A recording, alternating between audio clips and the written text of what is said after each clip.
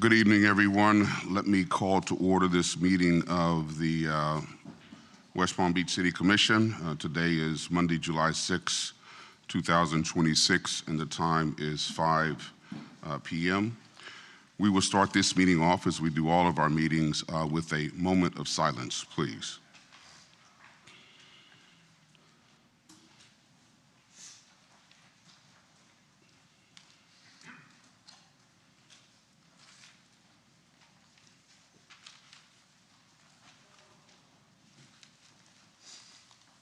Mr. President, can you lead us in the Pledge of Allegiance, please?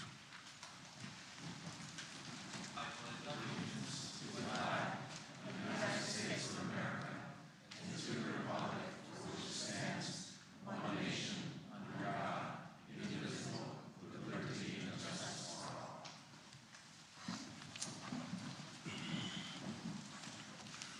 Let me remind everyone of the rules of civility and decorum which govern this meeting. Officials shall be recognized by the chair and shall not interrupt a speaker. Public comment shall be addressed to the City Commission as a whole and not to any individual in the dais or in the audience. Displays of anger, rudeness, ridicule, impatience, lack of respect, and personal attacks are strictly prohibited. Unauthorized remarks from the audience, stamping of feet, whistles, yells, and similar demonstrations should not be permitted. Please govern yourselves accordingly, as offenders may be removed from the meeting. Also, any person desiring to address the commission shall complete a comment card for each agenda item the person wishes to address, which shall include the person's full name, address, and the numbered agenda item. If the card is not completed in totality, the person will not be recognized. Thank you. Madam City Administrator, are there any additions, deletions, reorganization of the agenda? No, Mr. Mayor. All right. We will now move to the presentations portion of the meeting. Let me begin by recognizing Mr. Richard V. McInnes, who has graciously served the city of West Palm Beach, its residents, and its business community for more than 4 decades through distinguished leadership in public service, engineering, and civic engagement. Rick served the people of West Palm Beach as a city commissioner and later as mayor from 1985 to 1989, providing visionary leadership that helped guide the city's growth while strengthening its infrastructure and economic future. More recently, he brought that same commitment to the West Palm Beach DDA, serving from 2017 through 2026, including as vice chairman from 2018 to 2020, and chairman from 2021 to 2024. His leadership, expertise, and steadfast commitment to downtown revitalization helped advance the continued growth and prosperity of our city's urban core. Rick, thank you so much for your unwavering dedication to public service, economic development, and the continued improvement of the city of West Palm Beach. Your leadership has left a lasting legacy that will continue to benefit residents, businesses, and visitors for generations to come. Ladies and gentlemen, please join me in recognizing and thanking Mr. Richard V. McInnes for his extraordinary contributions to our community.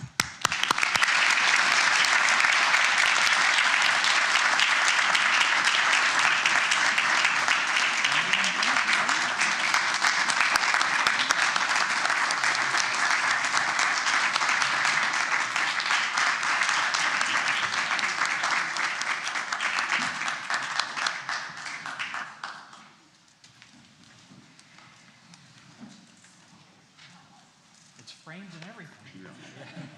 We're gonna get a picture too. Darn right we are. This is yours. Oh, thank you.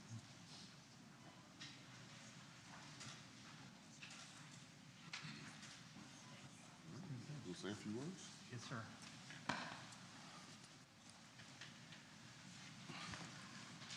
Mr. Mayor, honorable city commissioners, people in the audience, thank you very much.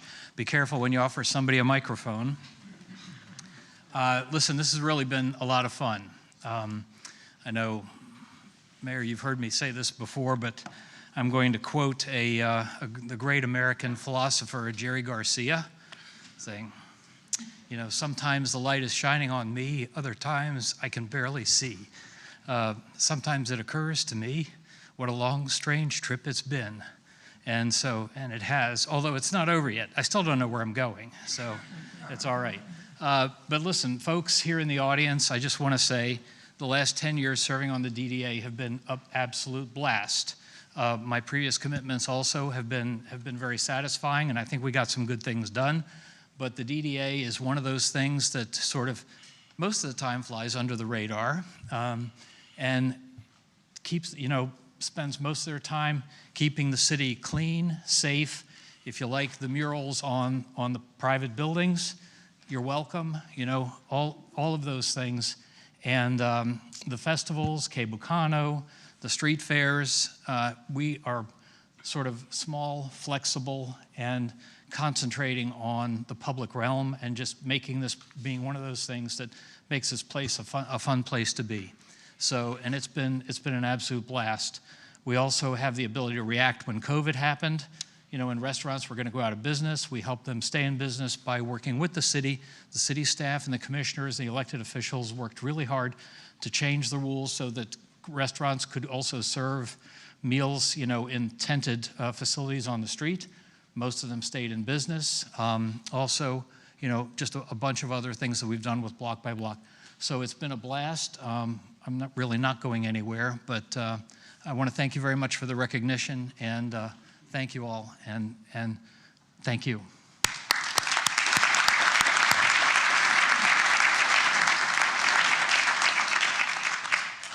Next, I want to recognize Mr. Robert Sanders for his service. For more than 4 decades of leadership and dedication, Bob has left an extraordinary mark on the city of West Palm Beach and its downtown.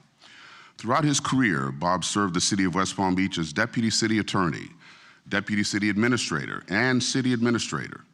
In those roles, he helped lead many of the city's most transformative redevelopment initiatives, including the Palm Beach County Convention Center, the redevelopment of the former West Palm Beach Auditorium, and the creation of City Place. Those landmark projects helped shape the vibrant downtown that residents and visitors enjoy today. Bob first joined the DDA in 1990 and returned in 2014 to serve 4 consecutive 3-year terms through 2026, including service as chairman from 2018 to 2020 and vice chairman from 2024 to 2025. Excuse me. Throughout his tenure, he provided steady leadership and invaluable institutional knowledge during one of the most significant periods of growth and revitalization in our downtown's history. Beyond his work with the city and the DDA, Bob has generously shared his time and expertise with numerous civic, charitable, and professional organizations throughout Palm Beach County, earning widespread respect for his commitment to strengthening our community and advancing the economic vitality of West Palm Beach. Bob, thank you for your extraordinary vision, leadership, and dedication. Your decades of service have left an enduring legacy on our city, our downtown, and the countless residents, businesses, and organizations that have benefited from your commitment. Accepting this proclamation on behalf of Bob is his son, Scott Sanders. Please join me in recognizing and thanking Mr. Robert Sanders for his outstanding contributions to our community.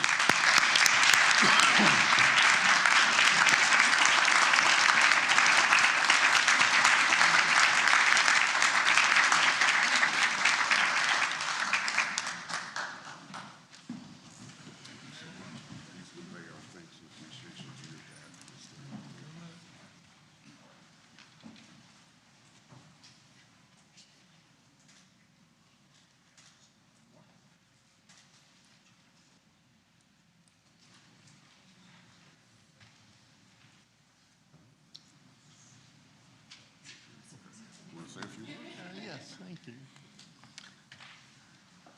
Thank you very much. My father wanted to thank you for this great honor.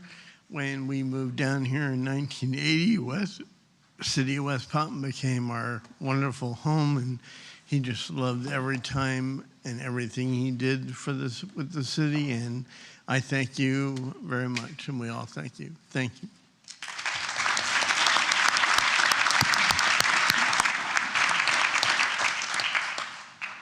Now we're going to turn to the appointments portion of the agenda. Let me say a few words before we have the actual resolutions. The West Palm Beach Downtown Development Authority has understandably been top of mind recently. So before we consider today's appointments, I think it is helpful to briefly remind everyone of its mission. The DDA exists to help strengthen downtown West Palm Beach by planning, coordinating, and implementing initiatives that enhance downtown as a place to live, work, visit, and invest. Working in partnership with the city, the CRA, businesses, residents, and community organizations, the DDA helps bring people together, coordinate public and private efforts, and advance initiatives approved by its board and supported by this commission. While the DDA plays an important planning, coordinating, and advisory role, it is not, I repeat, it is not a regulatory or enforcement agency. Responsibilities such as policymaking, permitting, public safety, code enforcement, and other governmental functions remain with the City of West Palm Beach and its elected officials and professional staff. The DDA's work complements the city's efforts. Together, these organizations each play a distinct role in ensuring downtown remains welcoming and economically strong. Of course, organizations do not fulfill their mission on their own. They succeed because of dedicated people who are willing to give their time, expertise, and leadership in service to their community. We just recognized 2 individuals who have done exactly that. Now we have the opportunity to appoint 4 individuals who will carry that work forward. Each of these nominees brings valuable experience, a commitment to our community, and a shared desire to help ensure downtown West Palm Beach continues to thrive for years to come. So with that, let me turn to the particular resolutions, beginning with 7.1, City Commission approval is requested for the mayor's appointment of Craig Glover to the Downtown Development Authority for a term of 3 years to expire on July 1st, 2029. It is required that the City Commission confirm Mr. Glover's appointment. So we will have a discussion by this body, and we do have some cards. Any questions, comments? Commissioner Fox. Thank you. I just want to say I couldn't be happier about this nomination. Craig Glover is someone I see regularly every morning walking with his wife downtown, stopping me on the street, asking, where can we have more trees and things like that. That's exactly the kind of perspective I think we need on this board. He also is a business owner in the historic Northwest, and although I've always thought we need to have better connection in some way with the DDA and the historic Northwest businesses, but the DDA boundaries is very small. It ends at Banyan. I think that this is a great opportunity to have a business owner from the historic Northwest bringing some of his perspective about ways that we could connect the 2 areas better. And so I'm just very happy to see this moving forward. Thanks. Any other questions or comments from this body? Okay, we do have 3 cards. John Rothberg, Amy Trigger, and Linda Gates Gross. Apologize. Mr. Rothberg. Thank you, Mayor James and commissioners. I just want to say I've known Craig Glover for several years. He's a downtown resident. He's a local business owner, and I think I would urge you to support his nomination to the DDA. It's an excellent choice. Thank you. Thank you. Amy Triggs. Triggs.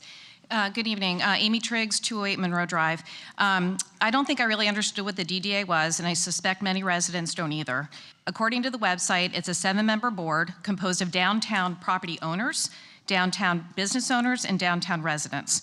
That seems straightforward, but I found it surprisingly difficult to determine how the board is actually made up. How many members are actually property owners, how many are business owners, and how many are downtown residents? As I researched tonight's appointments, I also found very little publicly available information about many of the nominees. It's entirely possible that I missed something, and if so, I apologize, but that highlights the larger issue. Residents shouldn't have to guess. It appears that with the current members stepping down, only 1 lived downtown. One looks like she owns a condo downtown, but her mailing address is Miami, and maybe her firm is in Miami as well. The other 2 look like they just work downtown. With the remaining board, it appears 2 just work downtown and don't meet the criteria of owning a business or property or living downtown. Just 1 does. The 4 proposed board members all appear to work downtown. And again, I apologize, Ms. Fox said that 1 is a property owner. But it looks like, other than that, they don't own downtown property, they don't own a downtown business, and only 1 lives downtown. One of them actually lives in Jupiter. So again, if I'm incorrect, I'd appreciate the clarification. Transparency would eliminate that uncertainty. I'm also concerned about the appointment process itself. When the preliminary agenda was released last Monday, only one of the 4 proposed appointees appeared on it. 3 additional names were added just last Thursday, only a few days before tonight's approval. To my knowledge, there is no public announcement introducing these candidates or explaining their qualifications. And even tonight, there's nothing that's been really introduced or said about them. This gives residents very little opportunity to learn who these individuals are or provide meaningful input before appointments are confirmed. If the DDA is intended to represent downtown property owners, business owners, and residents, then the public should be able to easily understand how each appointment fits those criteria. A short biography, an explanation of each nominee's connection to downtown, and I appreciate that from Ms. Fox, and more advance notice before appointments would go a long way toward building public confidence. Good government isn't just about making good appointments, it's about making sure the public understands the process and has an opportunity to be informed before decisions are made. Thank you. Thank you. Linda Gross.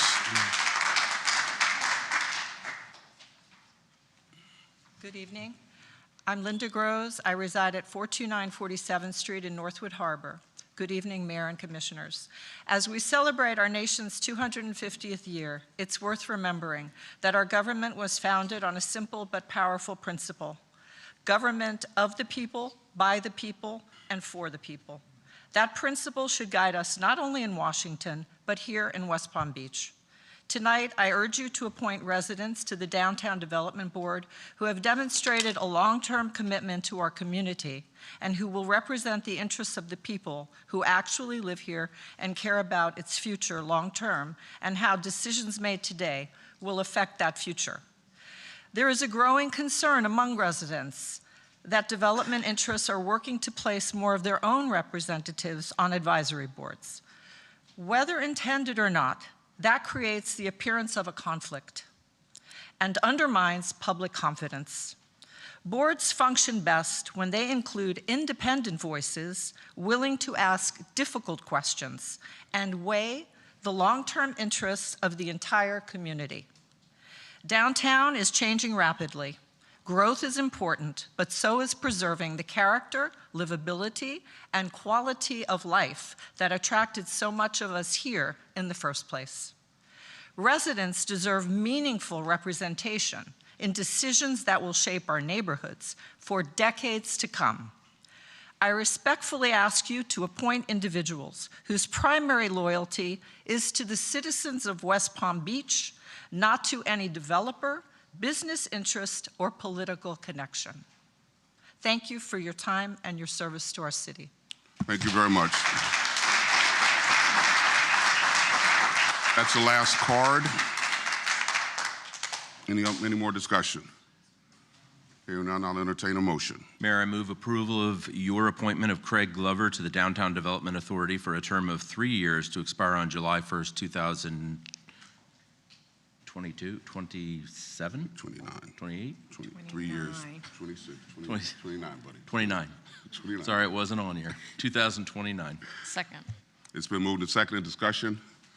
Hearing none, all those in favor of the motion say aye. Aye. Aye. All those opposed, like sign. Aye. All right, motion carries 4-1, if I count correctly. Okay, thank you. We'll now turn to item 7.2.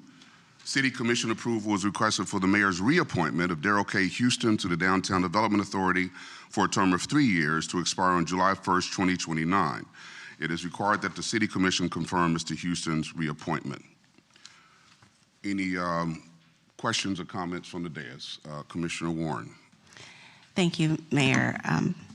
I've been familiar with Mr. Houston for approximately 12 years, and I can say that I haven't met anyone that I think has fought more on the front line for everyday citizens, for people, for nonprofit organizations, for funding opportunities, for ensuring inclusion and creating opportunities where opportunities may not have existed for people that have often been overlooked. I think that it is important that the perspective that Daryl has is represented on our DDA, and I think that he has tremendous value in what he is, what he brings, what he has brought to the DDA, and what I believe that he will continue to offer as we move forward. Thank you. Any other questions or comments? Commissioner Fox. Thank you. This is more of a general comment, but I have been thinking over the past few days, obviously we're getting a lot of calls about these nominations, and one of the things I was thinking about, for example, Commissioner Peduzzi and I both serve on the MPO board, and that board is structured in a way that there's 5 county commissioners, there's representatives from 13 of the largest municipalities, and West Palm Beach actually has 2 seats. Likewise, I'm going to be joining the Tourist Development Board this week, and their board is made up of 1 county commissioner, 1 commissioner from the largest municipality, that will be us, 3 representatives from hotels, and then when those seats change over, they have a specific person that needs to fill them. For example, Commissioner Lambert termed out of the TDC board, and now I'm taking her place. And so it is a discussion that I think is worth having, that the DDA board doesn't have a structure like that. I don't know that we're the ones that would put that in place, but I do think there's a lot of conversation still to come. I see there's a lot of cards, but you know, if there was more, it was more predetermined, I guess, that 3 seats were for residents, or 1 seat was for City Place, and 1 seat was for somebody on Clematis Street, and 1 seat was for a member of the hospitality industry downtown, you know, that might be something that we could consider and would go a long way, just that knowing that there's more permanence to who the decision makers will be on this board going forward. And that's maybe not something we're going to decide tonight, but I do think it's something that's worth discussing moving forward. And I just wanted to mention that, since we still have a couple of more nominees to go, but I do think that would be important going forward if that's possible. Thanks. Any other comments from the dais? All right, here we know we do have 2 cards, Sandy Makovich and Alan Levine. Sandy Makovich.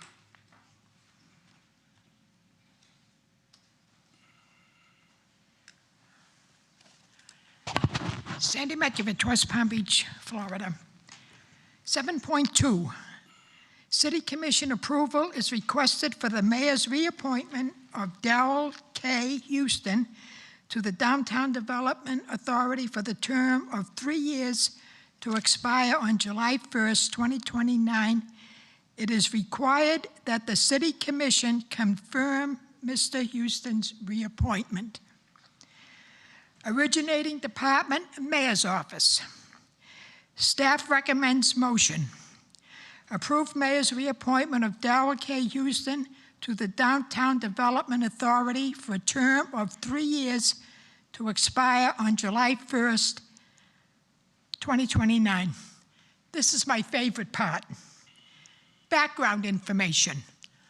I assume background information on Mr. Houston. It reads, appointment and or reappointment to the Downtown Development Authority requires commission confirmation. Commissioners, I'm going to assume you know that this man that Keith has reappointed works for Related Ross, a developer in the city of West Palm Beach where you can't walk 1 block or throw a rock and not hit a Related Ross building. We have 2 attorneys up there. Ms. Ryan, Mr. Peduzzi, can you see this as a conflict of interest? You're going to put a Related Ross down, and who do you think orders he's going to follow? He's going to follow Related Ross's orders, or he's going to lose his job. You know, like in this city, hundreds of employees have been lost, gone, resigned. in 2019. Fear of losing the job, trust me, he's going to vote with Related Ross. He's not going to vote with any of these people that live there. Thank you very much. Alan Levine.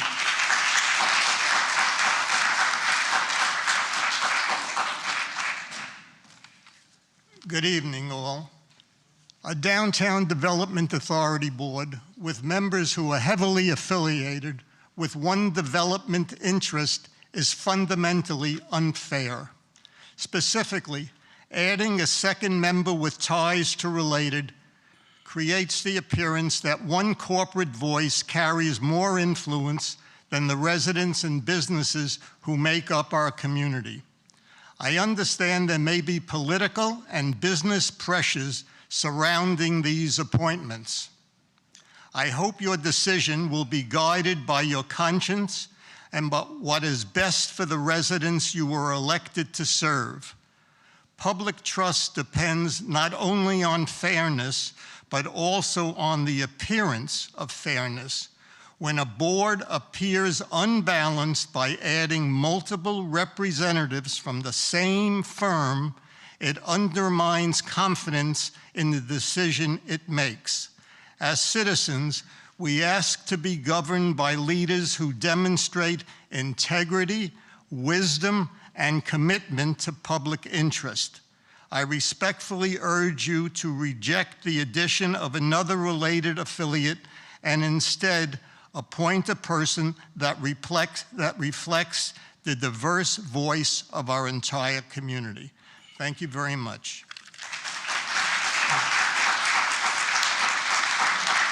All right, that's all the cards. Let the record reflect that Mr. Houston does not work for Related. Commissioner Warren. I would like to follow up to my original comment and add a bit more information. My familiarity with Daryl Houston does support that he works for an organization that is not a developer. His leadership has consistently reflected an understanding that change happens when nonprofits, philanthropy, and government and residents work together. He's been a thoughtful collaborator, a respected leader, and someone who has helped expand opportunities for organizations working every day to improve the lives of others. That is what I know about Daryl Houston, and that is why I will be voting to support his reappointment today. Any other questions or comments from the dais? If not, I will entertain a motion. Mayor, I move approval of your reappointment of Daryl K. Houston to the Downtown Development Authority for a term of 3 years to expire on July 1st, 2029. It's been moved. Is there a second? I absolutely second that motion. Been moved and seconded. Discussion. Hearing none. All those in favor say aye. Aye. All those opposed, like sign. Hearing no opposition, motion carries unanimously. Thank you. Item 7.3, City Commission approval is requested for the mayor's appointment of Kasia Marshik to the Downtown Development Authority for a term of 3 years to expire on July 1st, 2029. It is required that the City Commission confirm Ms. Marshik's appointment. Any questions, comments from the dais? All right, we do have one card. Gail Levine.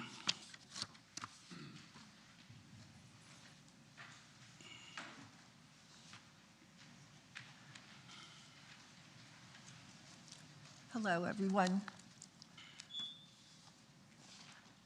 You know, I'm sitting here. State your name and address for the record, please. I'm sorry. Gail Levine, West Palm Beach. It's been a long time since I've been in the commission. And at this point, it really does seem that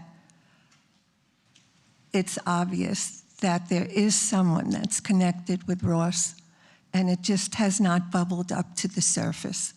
So I'm not going to speak any further on that because it seems very clear that all these individuals, all these residents that are sitting here now feel very strongly that there's something wrong with what's going on here. So I'm going to say to you, going back over 20 years ago, I sat in this chamber, along with some of you that were here, when we had major problems with prostitution. And it was always swept under the rug. Fortunately, the police department and the mayor was very committed to make change.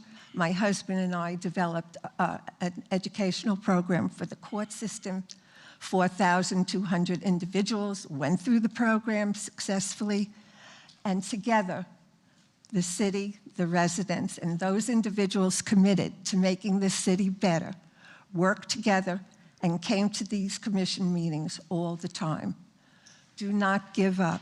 This may be an issue you will not win, and it's very possible you won't. But keep fighting. You have to recognize we have a beautiful city, but it's beautiful because of all the people that came before you that were committed to making this city a better city. So God bless you all. Be safe, and a good, healthy new year. So. Thank you very much. Any other comments from the dais? If not, I will entertain a motion. Mayor, I move approval of your appointment of Cassia Marsick to the Downtown Development Authority for a term of 3 years to expire July 1st, 2029. It's been moved. Is there a second? Second. It's been moved and seconded. Discussion. Hearing none. All those in favor of the motion say aye. Aye. All those opposed, like sign. Hearing no opposition, motion carries unanimously. Thank you. Item 7.4. City Commission approval is requested for the mayor's appointment of Jordan Ratliff to the Downtown Development Authority for a term of 3 years to expire on July 1st, 2029. It is required that the City Commission confirm Mr. Ratliff's appointment. Discussion from the dais. Okay, hearing none, we have several. Oh, I'm sorry, Commissioner Ward. Thank you. And thank you for your comments, because I think that they were very powerful and important. And I just want to say, I know there's going to be a lot of comments because I see the pile right there. And regardless of this goes, I do want to hone home that it is important to participate. It's important to participate in your downtown neighborhood association and any association. I think there's a few that have been organized more recently to garner support. My residents are how I get all my information. It's incredibly important that we all lean in on you. And it's also incredibly important that we have discussions about reality and maybe misinformation sometimes. And so I'm not necessarily saying at the start of this that there's misinformation that all of you will be saying, but I feel like there has been misinformation spread during this process. And so if anybody leaves here angry, you are absolutely, that's fine with anybody in this room to be angry, but I hope that you turn around and participate continuously in your community. Because while we read these emails, the biggest participation you can do is with these associations and making them strong. And I see a lot of participants in this room. And so I hope that you all leave here and potentially look at some of our committees and apply for them. And we also have an actual appointment committee that reviews people who are applying. And I think that maybe we should have further discussion on strengthening that and adding more to it, because it's clear from this discussion that a lot of you feel like you're not part of that.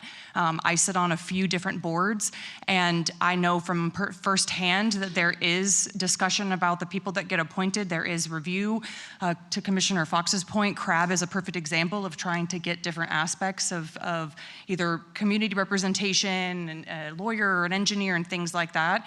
And I think that that's important because you do need a full board of different people. But please review those. And if you have questions on them, reach out to any of us who you feel comfortable to talk about. But our boards are important, and we have great ones. And so I hope you participate and leave here and want to continue this conversation on any of the issues that make our city beautiful. Any other questions, comments on the desk? Commissioner Warren. Thank you, Mayor. I am a huge advocate for diversity, and I believe that when we have diversity in spaces, that those spaces are better because of it. My question is about the DDA selection process. Is it formalized? Do we know what criteria they're looking for, or what backgrounds they're looking for participants on the DDA? I mean, I think they try to strike a balance, as I understand it, between residents and business owners and the different constituents to the issues of downtown. Is there a formal? No, there's no formal quota like so many business people, so many residents. Their board, their bylaws do not require such specificity. And to the extent it moved in that direction, it required bylaws amendment, which we don't do, their board does. Any other questions or comments?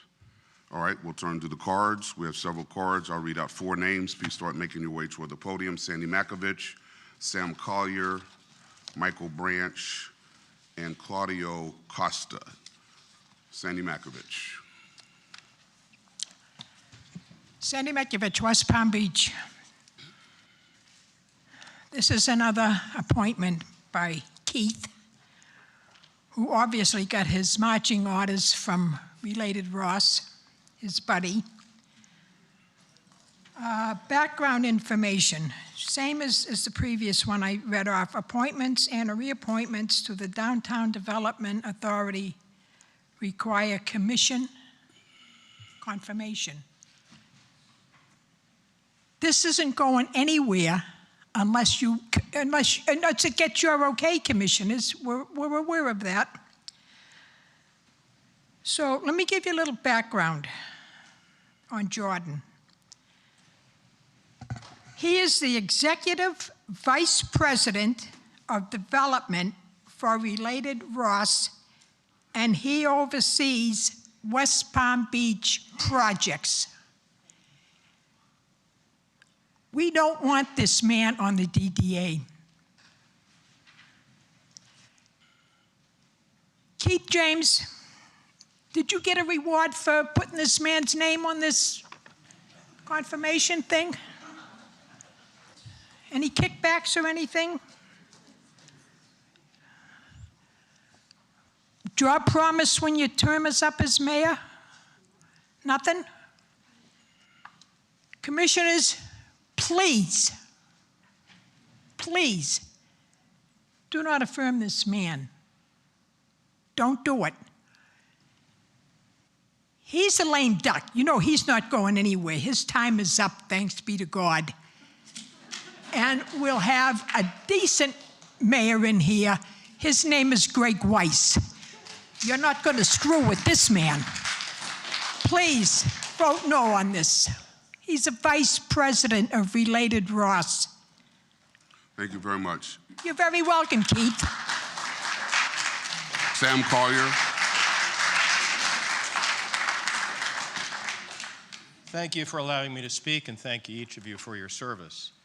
The CFA Institute defines regulatory capture as, quote, a form of government failure where a regulatory agency, originally established to protect the public interest, instead acts in the interest of commercial or special interest groups it is supposed to be overseeing, unquote. This is the governance cancer that grows on our city at an increasing rate. The continued efforts to ensure representatives of Related Ross are seated as board members of the Downtown Development Authority are only the most obvious example, despite the DDA having statutory taxing authority and claiming to follow the state of Florida Code of Ethics. While the DDA is not a regulatory agency, in our present circumstances, that is largely a distinction without a difference due to the important role the DDA plays in the adoption of master plans. Hence its importance to those that need to benefit from such plans. Some may say the developer expertise is required, or given their level of investment, they are entitled to an influential role. This is an insidious narrative favored by those seeking to reduce the risk that comes with their own decisions to ambitiously speculate on the rapid development engulfing our city. The tsunami of investment into the planned transformation of West Palm Beach into Palm Beach West and Wall Street South rests on a crucial assumption: height and density. To achieve this, all the mechanisms of influence and regulatory capture are visited upon the complex machinery of local government. Pernicious lobbying and campaign funding, favorable media coverage, the possibility of employment or consulting positions for former officials, virtue signaling, community interest and opportunity creation, and sophisticated legal action. Billions of expected investment returns depend on the success of these deleterious activities. The developers and their agents always bring their A game to these efforts with a view towards being able to say to themselves, we have it covered. Over 20 years ago, a former mayor appointed to the DDA reportedly stepped down due to conflicts of interest with the related group. Now, these conflicts seem to be a form of qualification, and the cancer grows. Thank you. Thank you very much. Michael Branch.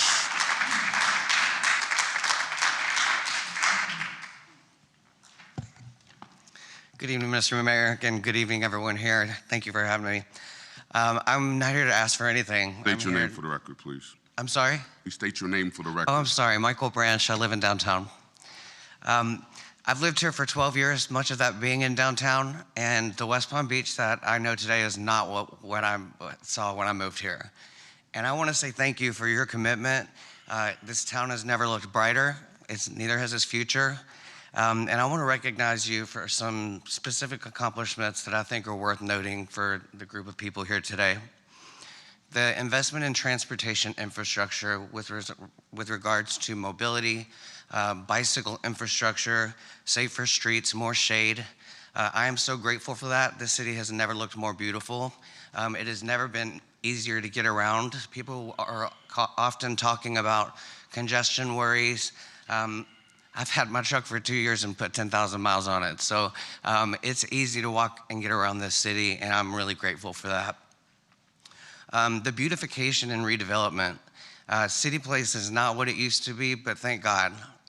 This is a beautiful place to walk around. It has more offerings, and it is more vibrant and energetic than it has ever been. The Nora District, Northwood, downtown on Clematis, the improvements that have been made have been inspiring, and I'm really grateful for that.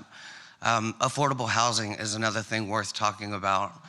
This is something meaningful to me as an executive director of housing for a nonprofit organization and a board member for a nonprofit that supports youth needing housing. Specifically, the Vita Nova Omega apartments that are being made. There's only 12 units to it, but it's 12 youth lives that have aged out of foster system that are now having access to independence and opportunity. That's an accomplishment that has been a focus of this commission and those before you. And so it's worth mentioning what an impact that has on the lives of our community. Last, the partnerships with the chamber, the local nonprofits in the area, the education opportunities that are being presented to young professionals in this area, the healthcare options that are moving into this town. So I'm not here to ask for anything. There's a lot of negative comments that are going to be brought to you, and I know the feeling based on my job. I want to say thank you for your service. Thank you for your vision and for your investment in our future. Thank you very much. Claudio Costa. Evening, Commissioners. I wish I had as long and nice as a speech as some of my predecessors, but I wrote this on my phone on the way here, so it's going to be brief. My name's Claudio. I own and live year-round in the townhomes in City Place. Where Related has done most of their work in West Palm. I've reached out to Jordan in the past on multiple occasions with questions, concerns. I'm always surprised by how quickly he responds, how quickly he jumps on things and helps things get done, even to a resident who just has a minor concern about something.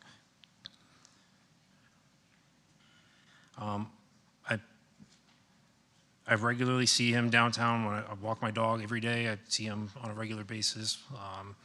And I know he's in downtown all the time because I see him more than probably a lot of people that are neighbors.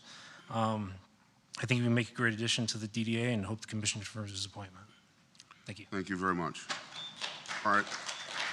I've got 4 more cards I want to read out. Janet Gerds, John Rothberg, Mike Schmidt, and Alan Levine. Janet Gerds. Hi there, Janet Gerds. I live in downtown West Palm Beach.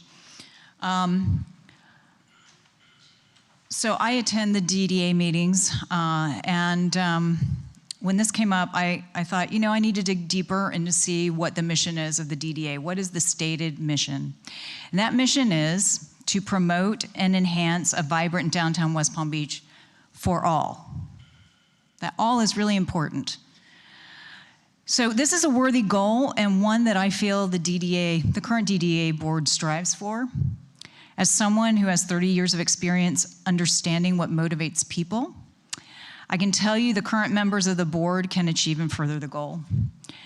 They understand that downtown businesses need resident patronage to flourish, particularly in the off-season. And residents need the businesses to provide services, entertainment, dining, fitness, and a walkable community, a better quality of life. The two are symbiotic because their self-interest supports the other. Introducing a developer to the mix upsets the balance. I have nothing against Related Ross or their representative. As a business person, I understand their goal of developing as fast, as big, and as unencumbered as possible. Through its soft power, a seat on this board would help facilitate that. But will it result in a vibrant downtown for all? The answer is no. Residents don't want overpowering scale thrust on them, and even the businesses have something to lose if their buildings are purchased for redevelopment. Every candidate nominated and approved for this board should be considered through the lens of whether they will support and further the mission or diminish it. A developer's self-interest will only enhance downtown for themselves. Therefore, I believe they have no place on this board. Thank you. Thank you very much. John Rothberg. John Rothberg, 480 Hibiscus Street, West Palm Beach. And as a downtown resident, I try to spend my money in stores and restaurants downtown. I'm going to take a little bit of a contrarian view here. I'm not always a fan of everything Ross Related does, but we've got to be realistic. Ross Related is the largest and most significant developer in West Palm Beach.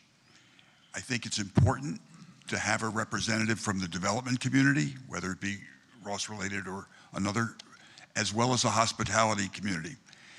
Therefore, what I'm suggesting is, I think Jordan Ratliff is actually an excellent representative. However, I don't believe that he should be on the board at the same time as Mr. O'Neill from the Ben, who's essentially employed by Ross Related. So what I would ask the commissioners to do is approve, if you approve Mr. Ratliff, that you respectfully ask Mr. O'Neill to step down so that another member of the hospitality community could serve on the board. And I think that would serve the residents and the businesses of West Palm Beach most effectively. Thank you. Mike Schmidt. Thank you. Mike Schmidt. Mike Schmidt, 315 Hibiscus Street. I'm also on the Downtown Neighborhood Association Board, as Janie, who spoke earlier, is. We at the DNA, as you all know, because I've been communicating with all of you about this issue, we don't have it in for anybody. We want all of you to succeed up on the dais. We want Related Ross to succeed. We want Jordan Ratliff. He's a fine young man. We want him to succeed as well. The key thing is it has nothing to do with people's personalities or their abilities or anything like that, even though he's clearly a very able person. Bernardo Nito, who's on the DDA board, is also a very able person. But everyone in this room knows, everybody knows that it's wildly inappropriate on a city government panel to give any one company or one organization more than one voice on that board. The current situation we have right now is that if Jordan is elected, that means that Related Ross is effectively going to have 2 representatives on that board. The only happy aspect of that situation is that there is something that can be done about it next year when Bernardo Nito's term expires next year, and hopefully whoever is mayor at that time will take note of these comments and make it right at that time, that when Bernardo Nito's term is up, he should not be replaced with another Related Ross representative. But other than that, that's really our only beef. It would be the same beef, forget about Related Ross, if it were 2 employees of, I don't know, the Kravis Center or Hot Pie Pizza or the Cheetah Lounge or whatever. It would be the same complaint. So just keep that in mind, folks. Okay, thank you very much. Thank you. Alan Levine.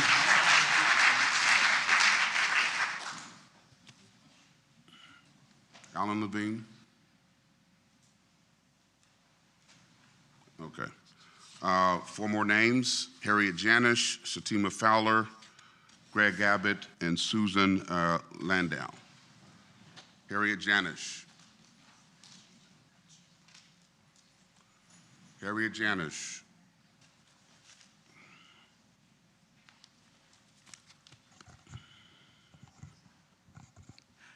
Harriet Janish, 2 City Plaza.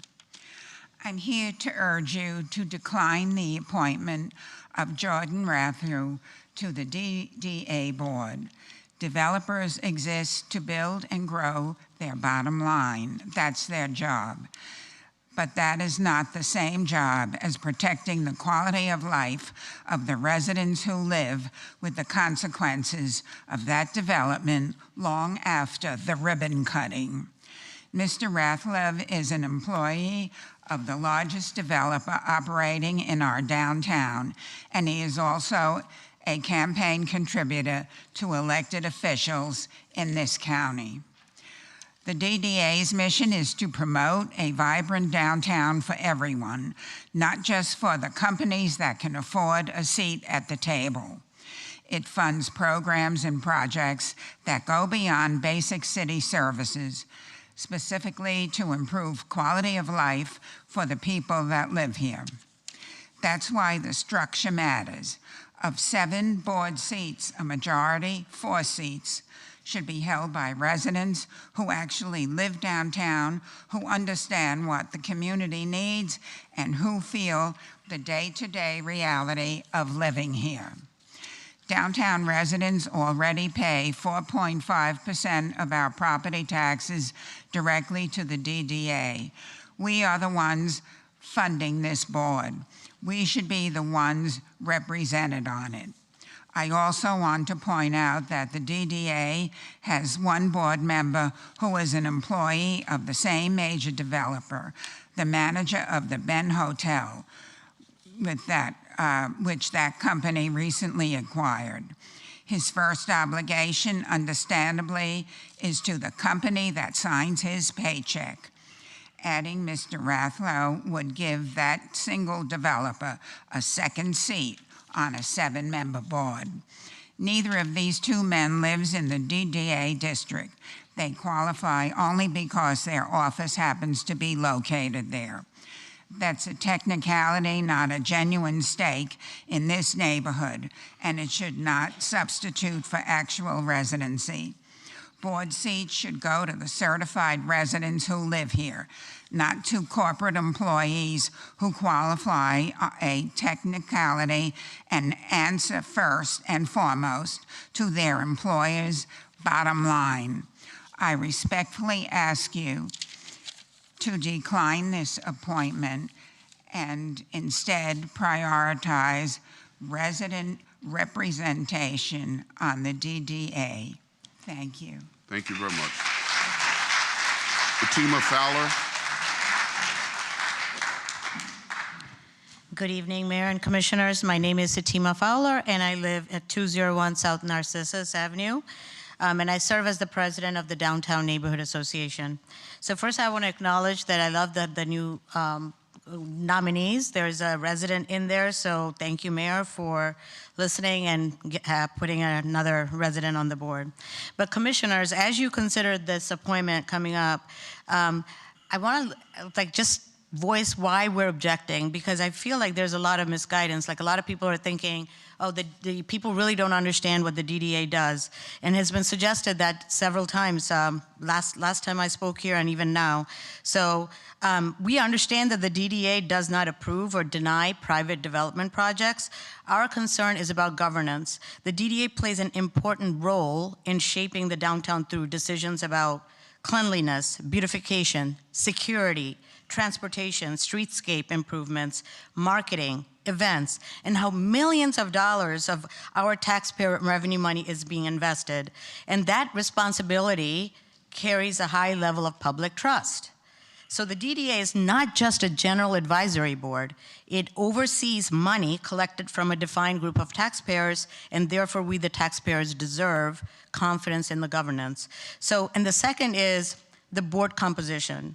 I also want to there's another thing I want to address that I've been hearing is, why wouldn't you want related Ross on the board? Like, you know, they've been doing great things, and we agree. This is not, the DNA has never suggested that the development community should not have a seat at the table, especially if they're landowners. So our concern is not about related Ross. It is about the concentration of the representation. So the same principle would apply as Mike Schmidt talked about. You know, if there's 2 representatives from Hot Pies Pizza on the board, that would still be a problem. That would be a concern. So based on public records, 1 nominee is employed by related Ross, and an existing member is employed by a hotel owned by related Ross. While both might be highly qualified, I respectfully ask you whether the overall composition of the board best reflects the balanced and independent representation of downtown taxpayers that we are expecting. Even the appearance of concentrated representation can raise questions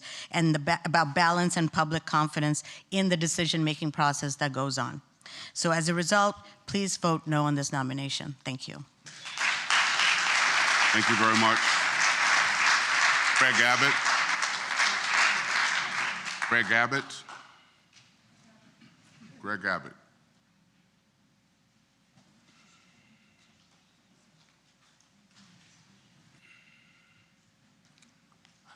Hello. I came here to really listen. State your name and address for the record, please. Sorry, Greg Abbott. I live in West Palm Beach. I'm not the governor of Texas.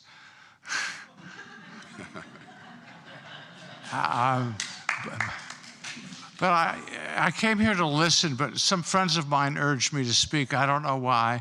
But what I've heard about this rerouting of Flagler is one of the dumbest ideas and one of the most imposing ideas on the residents. It will create congestion. It will make it very difficult for people who have a kidney stone to get to Good Samaritan Hospital. Or, you know, it's going to slow down a lot of things. And I'm with some friends from live in Narcissus who are going to be victimized by a narcissist. And I just think stacking the board with his cronies is ill-advised. It stinks. And if you approve it, you should be ashamed of yourselves. Thank you very much. Thank you very much. I'll read off 3 more cards. Alfred Fields, Mamie Kisner, James Harper Jr. Alfred Fields.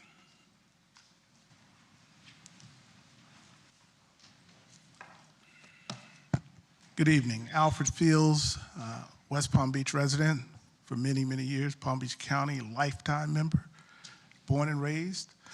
Let me first by say to all of you, thank you for your service. It's not always easy to be on the front line for something you volunteered to do, so thank you. But with that comes a heavy and great responsibility. And for fear of being redundant, most of the residents have said everything I had written, so I'm going to wing it from here and just tell you that I'm opposed to this nomination for many of the same reasons. 2 out of 7 is too much. Not because they're not qualified, but because your constituents are more important. If your constituents are saying, we don't want it, then you should listen to your constituents. One company shouldn't have that much control. Now, I'm also the president of the West Palm Beach NAACP. So I come to you from that hat also. And we are concerned in the Northwest District because annexation, which this board was expanded to include an additional area, is probably somewhere on the agenda down the road. And so we strongly oppose that. Salvation Army came up. I vehemently oppose the city buying out that lease and taking that property also to turn it over to developers, more than likely. I don't know if that was going to be the case, but everything points to that, and one developer is leading the way. So we are concerned. So again, who's more important, one developer or your constituents? Your constituents are here speaking tonight. They've been speaking loud and clear. So I ask you to listen to what they have said. I understand Related Ross is a constituent, but they don't live here every day.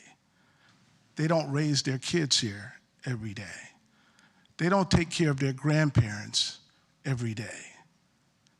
These residents live here and have to deal with what's going on. They know what's best for them. And that's why they've asked you to be on the front line for them.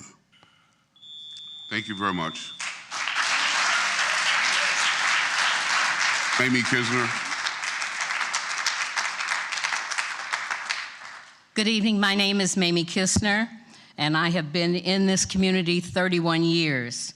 I also wear another hat. I am the pastor's wife of the historic Tabernacle Missionary Baptist Church, serving West Palm Beach in this county 133 years, older than the city of West Palm. We have been very involved in this community since we've been here, building 53 single-family homes in the Northwest District, a $6.5 million community and education center that has a clinic, and we run at least 11,000 people through that during the year who are underserved from the community. So we are vested in this community. What happens in downtown West Palm affects all of West Palm, and I must say entire county. Remember, you are elected by the people for the people. We appreciate your service and we pray for you. Quite frankly, I pray for you daily. Listen to the people. When the people speak, if you're not listening to the people, I advise many of us in here who are thinking about running for an office to get ready. We support the Downtown Neighborhood Association, and the fact is one fact. The general manager of the Ben Hotel is employed by the Marriott Hotel, which has owned that facility by Related Ross. I've known Related Ross before they even came to Florida. And they are a great company. I know Jordan when he first came here. He's a great guy. But we do not appreciate two people from any company out of a 7-member board being on that board making those decisions. I beg you to listen to the people. It is not about the person, not about the company. We believe that the people elected you for fair representation. And I advise you this evening to make the right decision, because some of us will be running for office. God bless you. James Harper, Jr. Thank you, Mayor and Commissioners. I'm James Hank Harper, Jr. I'm a resident of West Palm Beach. I'm also a member of the executive board of the NAACP. We've been business owners, my family, in West Palm Beach for a number of years. We're very concerned about what is taking place in terms of the fairness and the governance of the DDA. I'm asking you to make a well-informed decision about ensuring that we're not allowing one company to employ or to have involved in this process two individuals.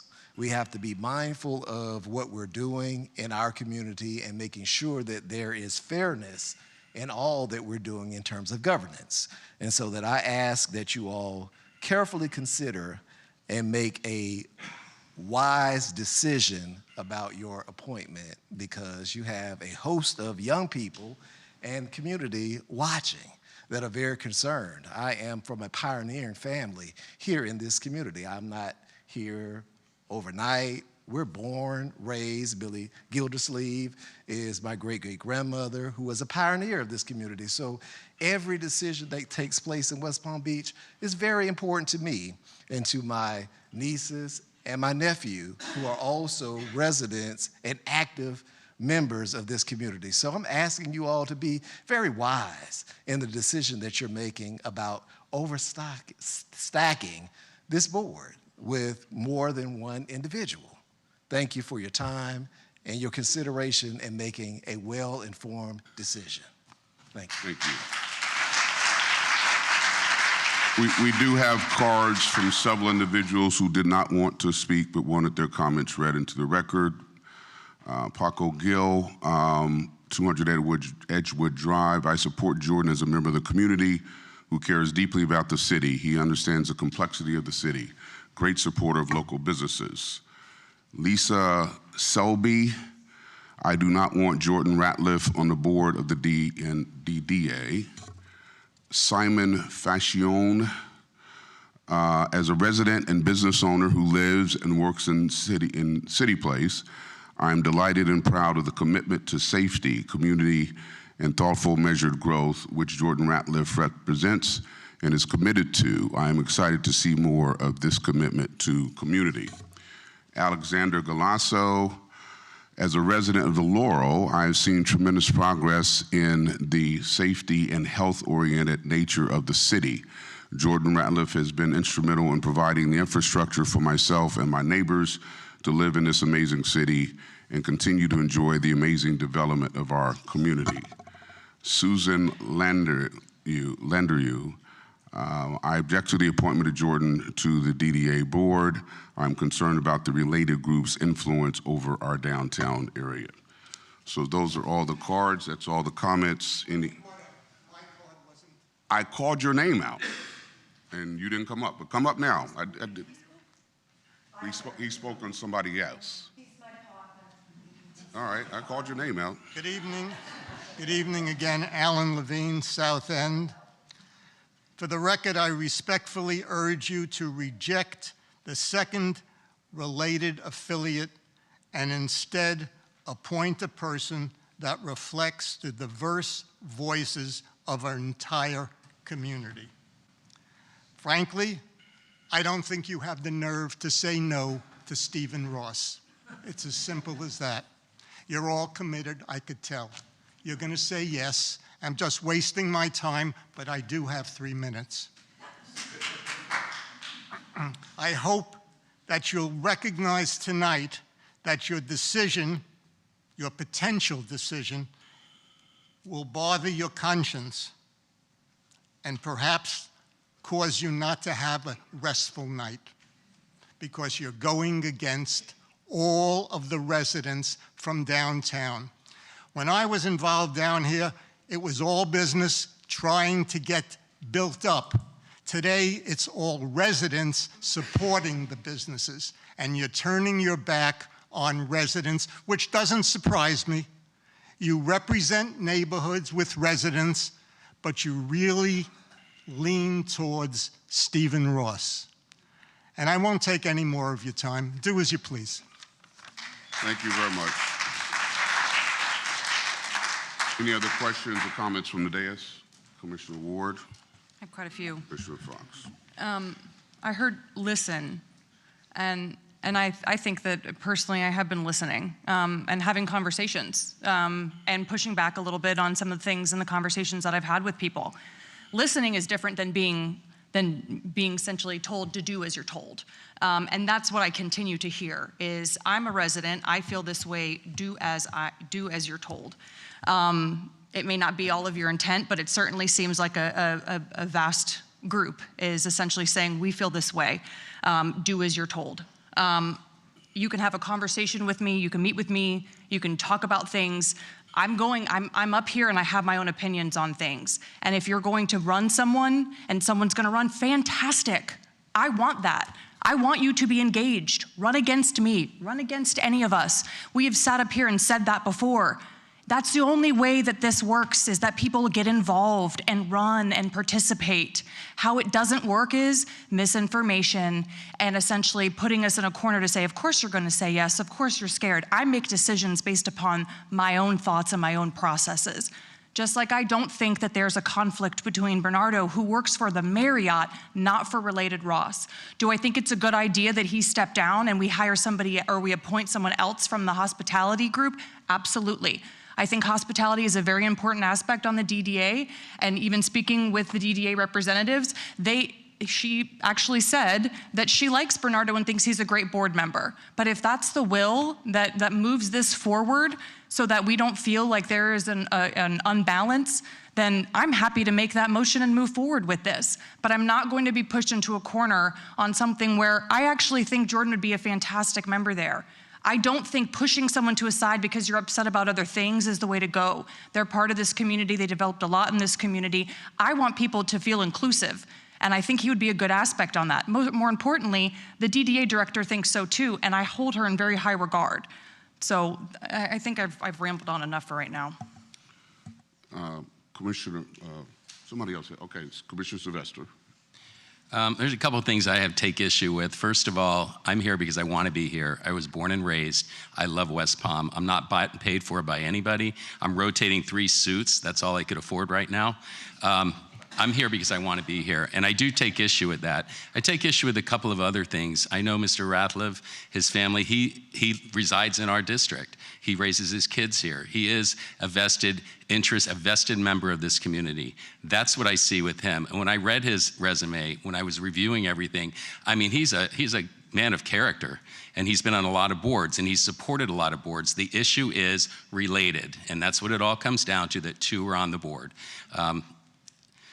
I personally don't see the president, or the, what is it? General manager. General manager of the Marriott, of the Ben, as being directly related to Related. I think that Jordan Ratliff personally would be a great member, but then again, we're going to listen to the residents. We need to hear everybody's concerns, but don't instill fear and don't threaten us by saying, oh, well, do what you're going to do. You're already bought and paid for, and whatever else was said. That does bother me. It does. I'm not a career politician. I don't plan to be, but while I'm up here, I want to do what's right for the citizens. And I don't think bashing one citizen over wanting to be involved is the answer, okay?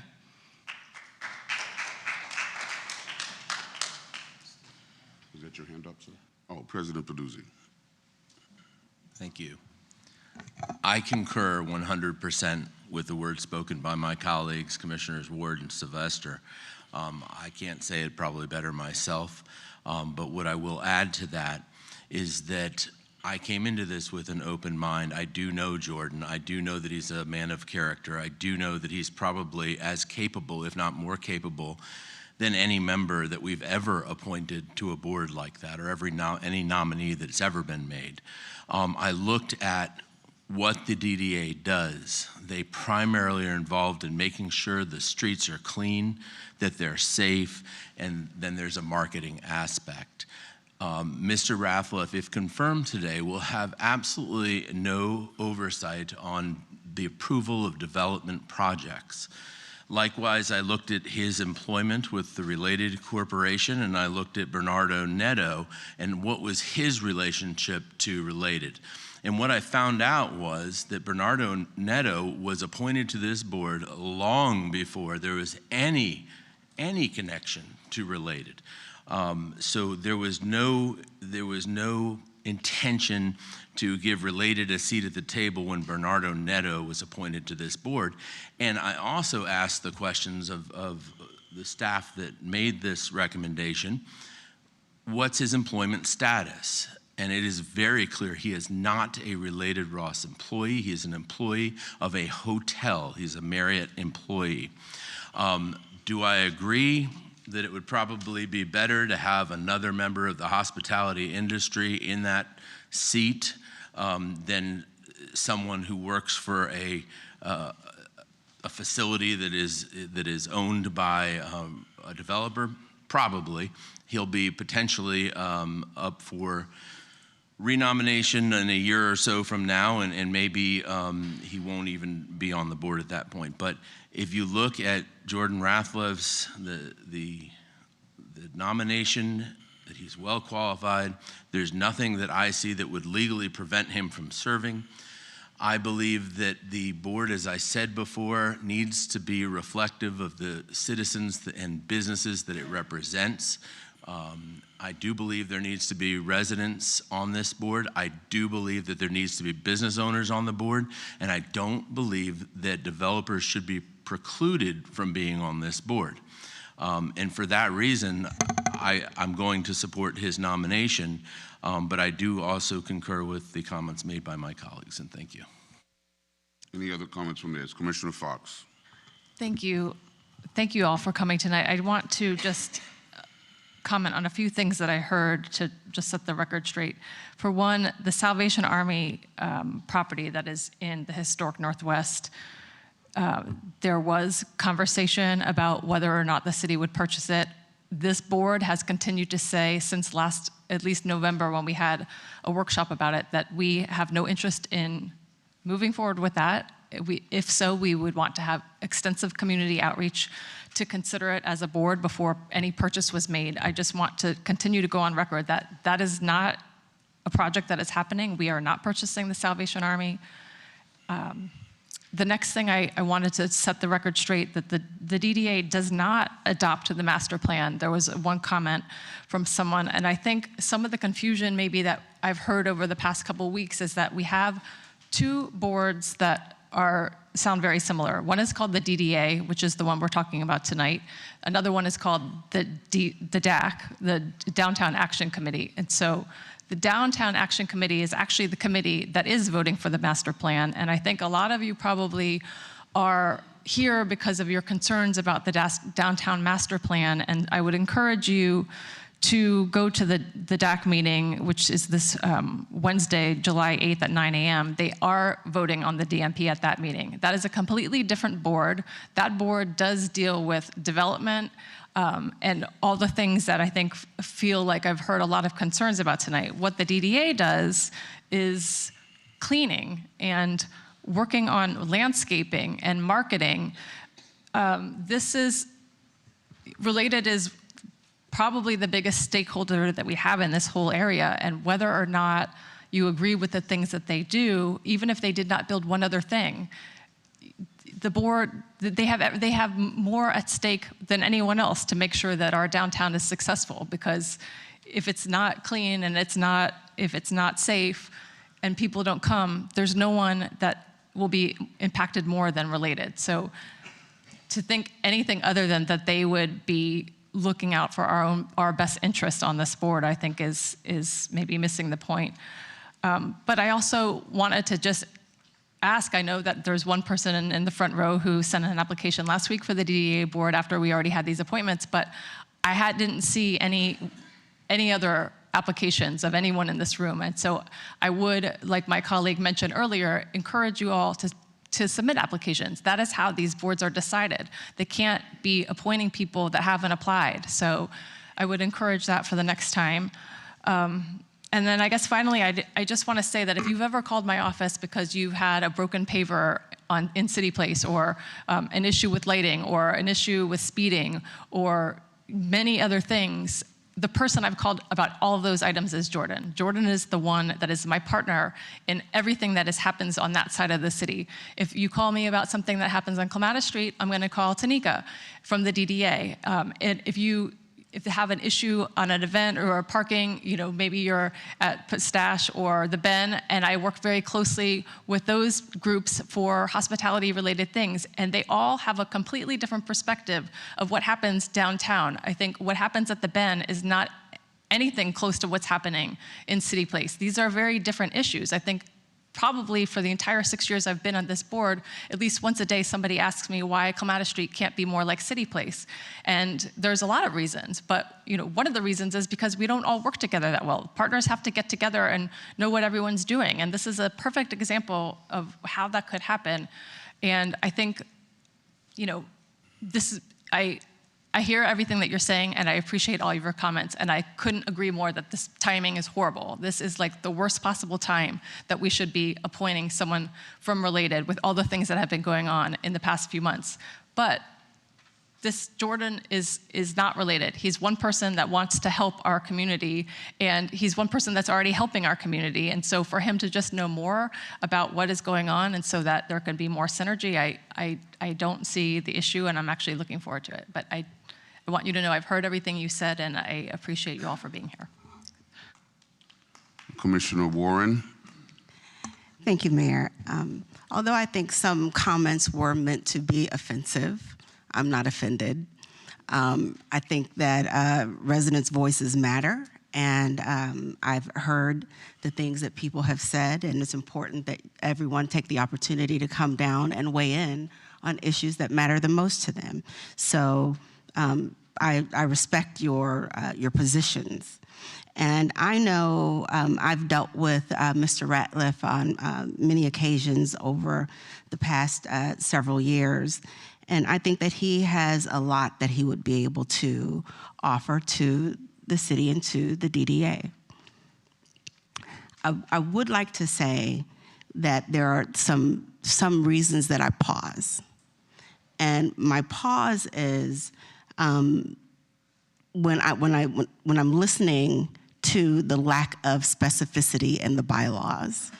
And I think that there's opportunity there for there to be more specificity in the bylaws. And I think that because there's a lack of specificity, that brings the hard decision to the board, to the commission, when that decision really should be made by the DDA. They should be determining what diversity looks like on their board. They should be making those hard decisions. They should make have it in their charter, whatever it is that is important to the residents of the city of West Palm Beach, just as our charter states that we all have to live in and represent different districts. It is incumbent upon, I think, this governing organization, this body, to do something similar. So because it hasn't been required of them, I think that it hasn't been done, but I don't think that it means that they should not do it. I do believe that if it hasn't been done in the past, that there's no better time than the present. And if the thing that is weighing on people the most is about balance or a perception of imbalance, that's something that warrants consideration. I believe that, like I stated, that Jordan would offer a tremendous amount of benefit to the city, but I also think that the perception of imbalance is one that has to be taken into consideration because we're considering businesses, small businesses, residents, everyone that is impacted, and development the developers are a huge part of downtown West Palm Beach, or part of West Palm Beach, but they're not all of West Palm Beach, and the rest of West Palm Beach needs to know that their voices matter. So I push back to the DDA to own those decisions. I push back that someone else comes back to us and says, this is what we recommend, and if in fact it is not decided to move forward with two people that belong to the same umbrella of an organization, then the DDA should make that decision on who they feel should best represent the downtown, and if there should be another developer other than Mr. Ratliff, then they should recommend that other developer. If there should be another person in hospitality, then they should make that recommendation for hospitality, and they should bring that back to this body to vote on. And I don't think that hard decision and all of these people here should be looking at us when there were steps that were omitted in the bylaws. Any other questions or comments from this? I'm sorry, Mayor, I would like to say something else. Yes, go ahead. And, you know, I don't know if I said this at first, but this was the original point that I wanted to make. And there was someone that came down and he spoke about a conflict of interest. And I sat and I thought about what that means. And Mr. Ratliff working for Related does not in and of itself present a conflict of interest. It is not a conflict of interest. But the question then is, what happens if there is? Because I don't know if the bylaws have that type of specificity that states that they would abstain, that they would do this, or what it is that those actions would be.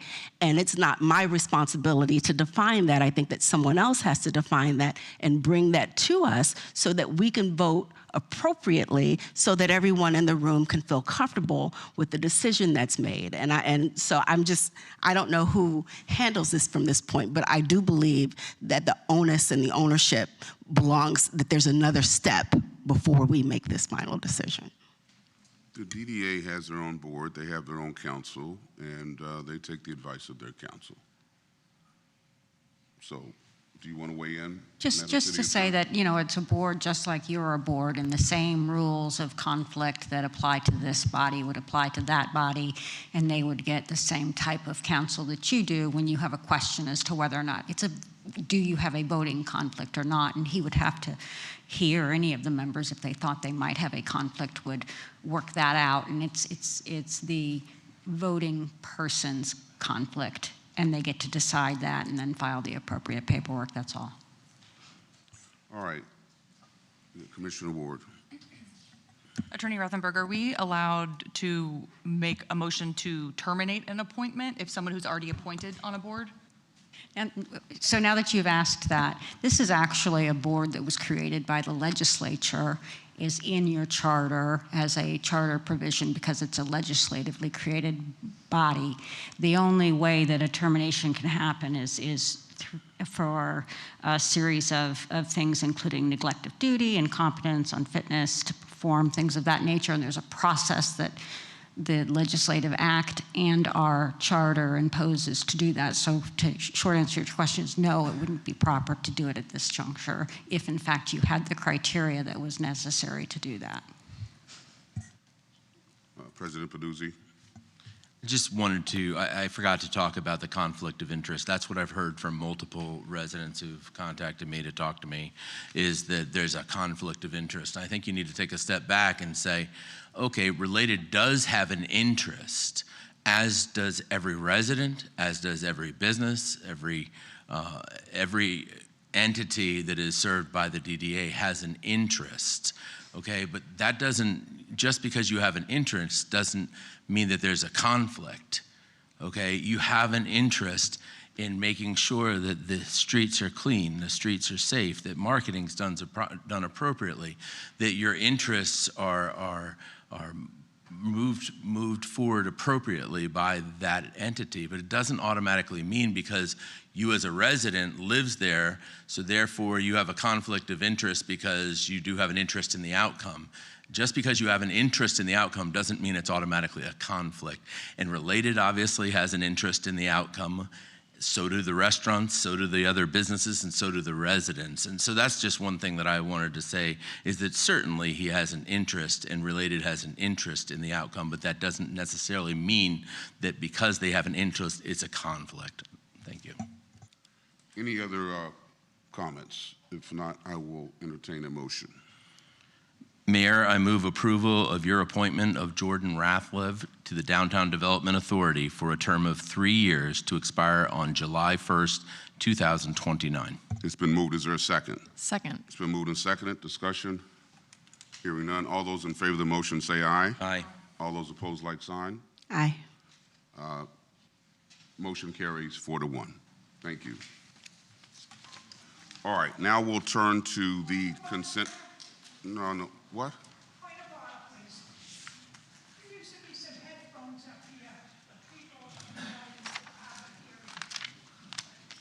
All right. Okay, we'll consider that. Thank you. All right. Who voted against it is Commissioner Warren. All right. Please leave the room quietly. We're now to the consent calendar, items 8.1 through 8.8. We'll take a couple of seconds so people can leave.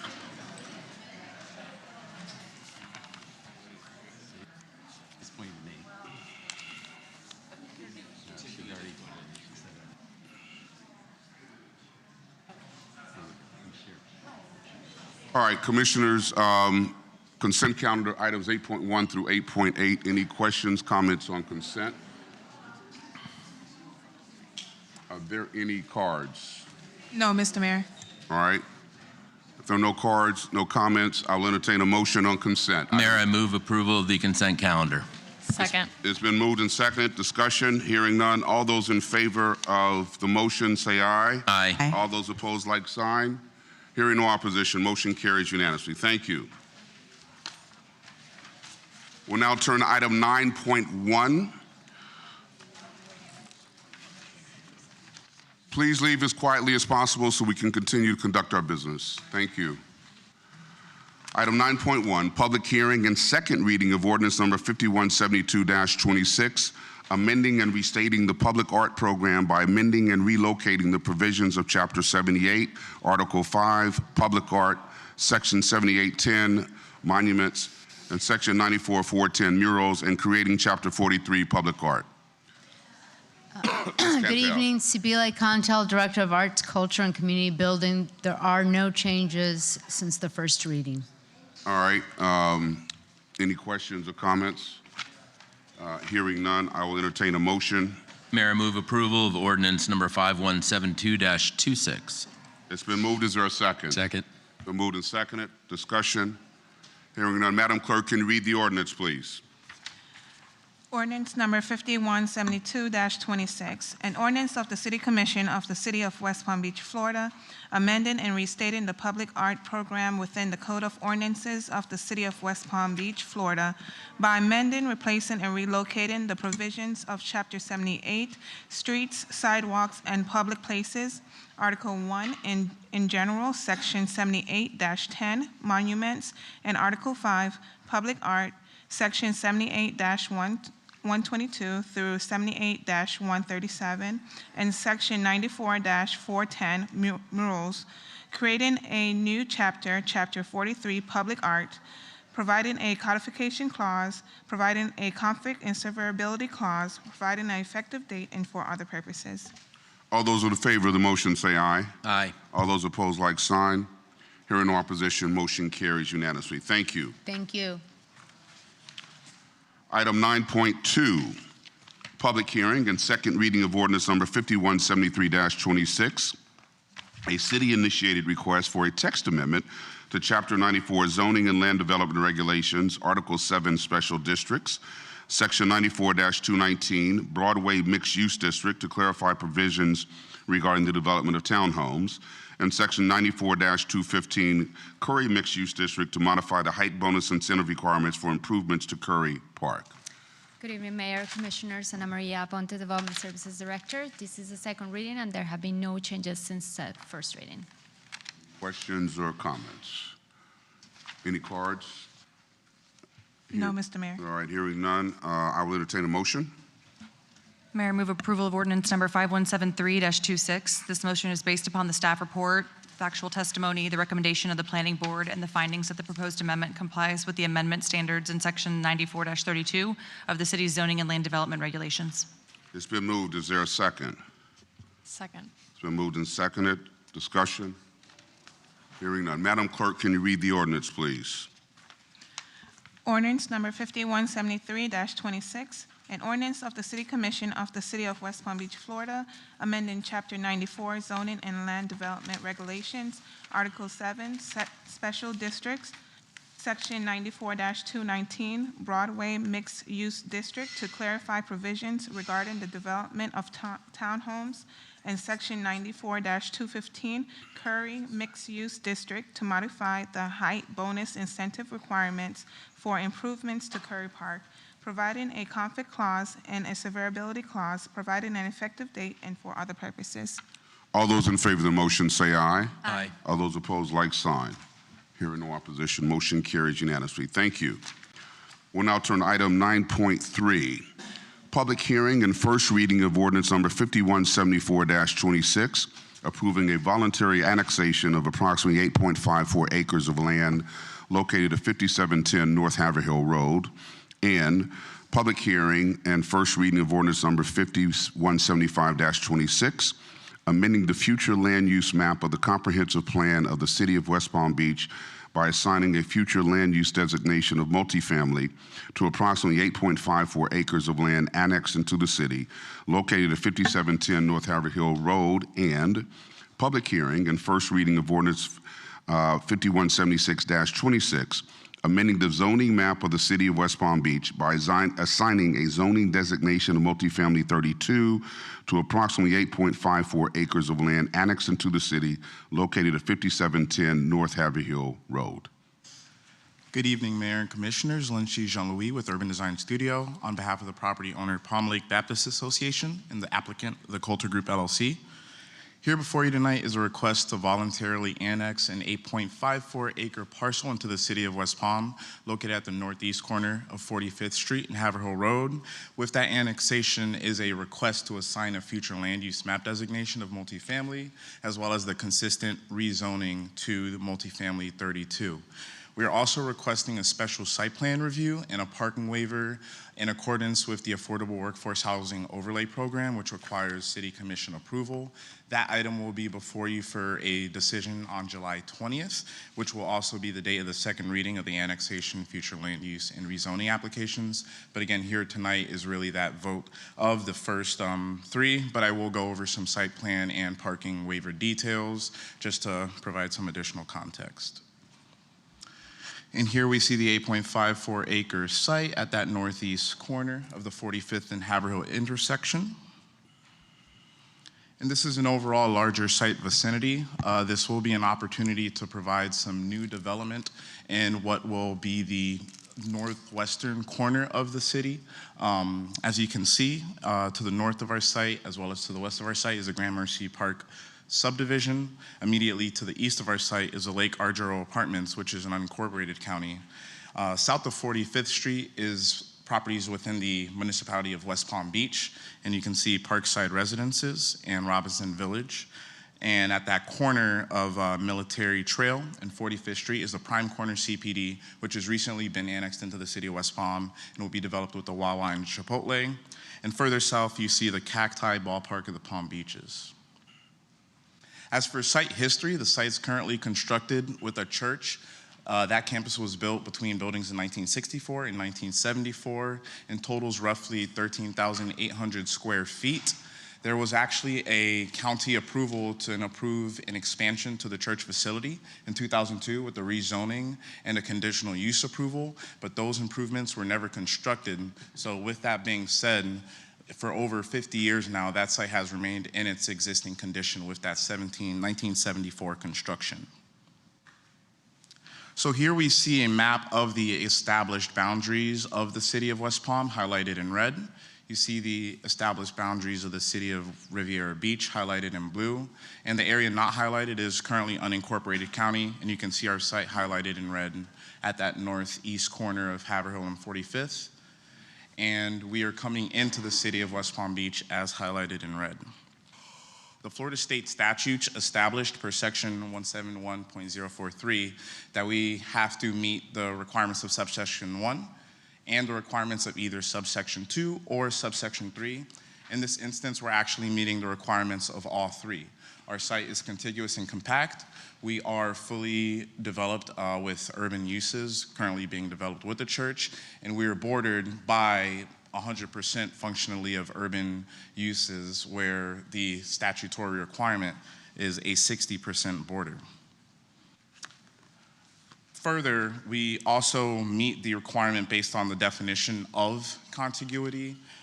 Immediately to our site is the city of West Palm Beach, and the statutory definitions do not preclude a right-of-way as acting as a separation of that contiguity, and we're compact being just one rectangular site, so we do meet those statutory annexation requirements.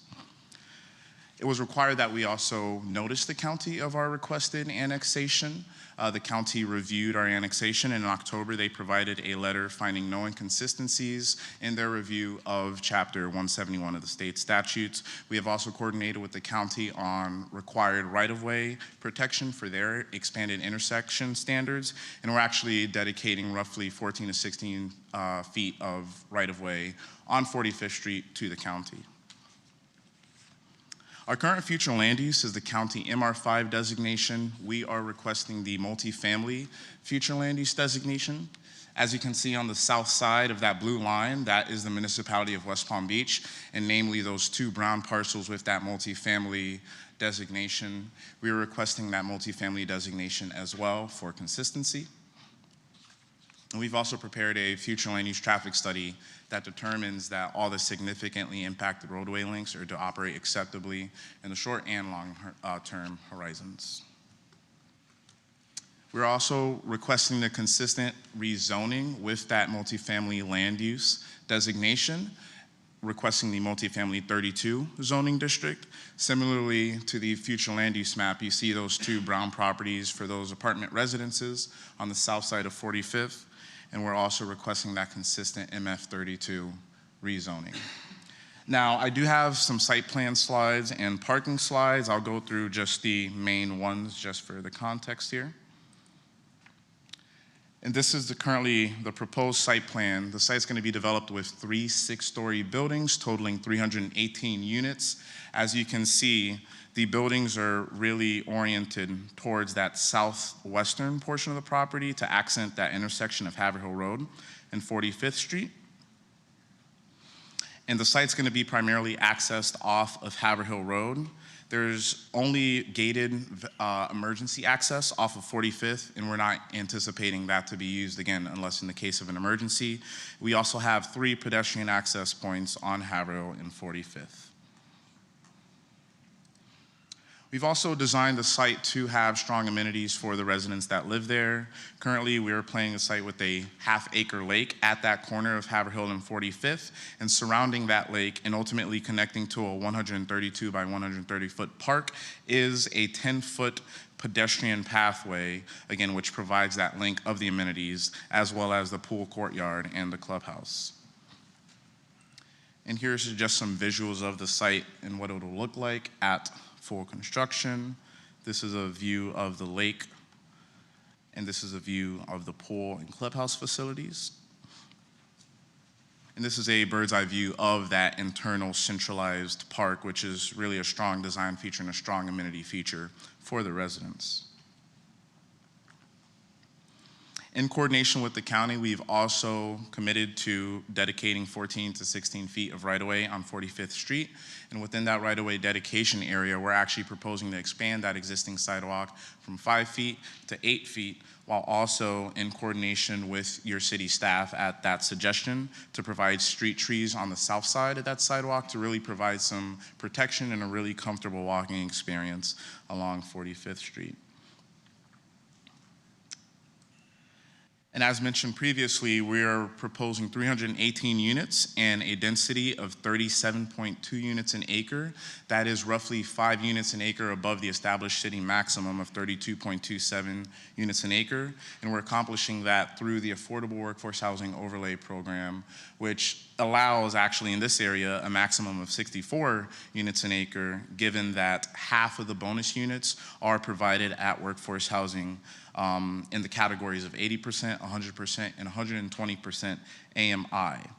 In our instance, we are providing that requirement where 22 units are going to be in these 3 categories, and we're providing an additional 22 voluntary units at that 120% AMI level.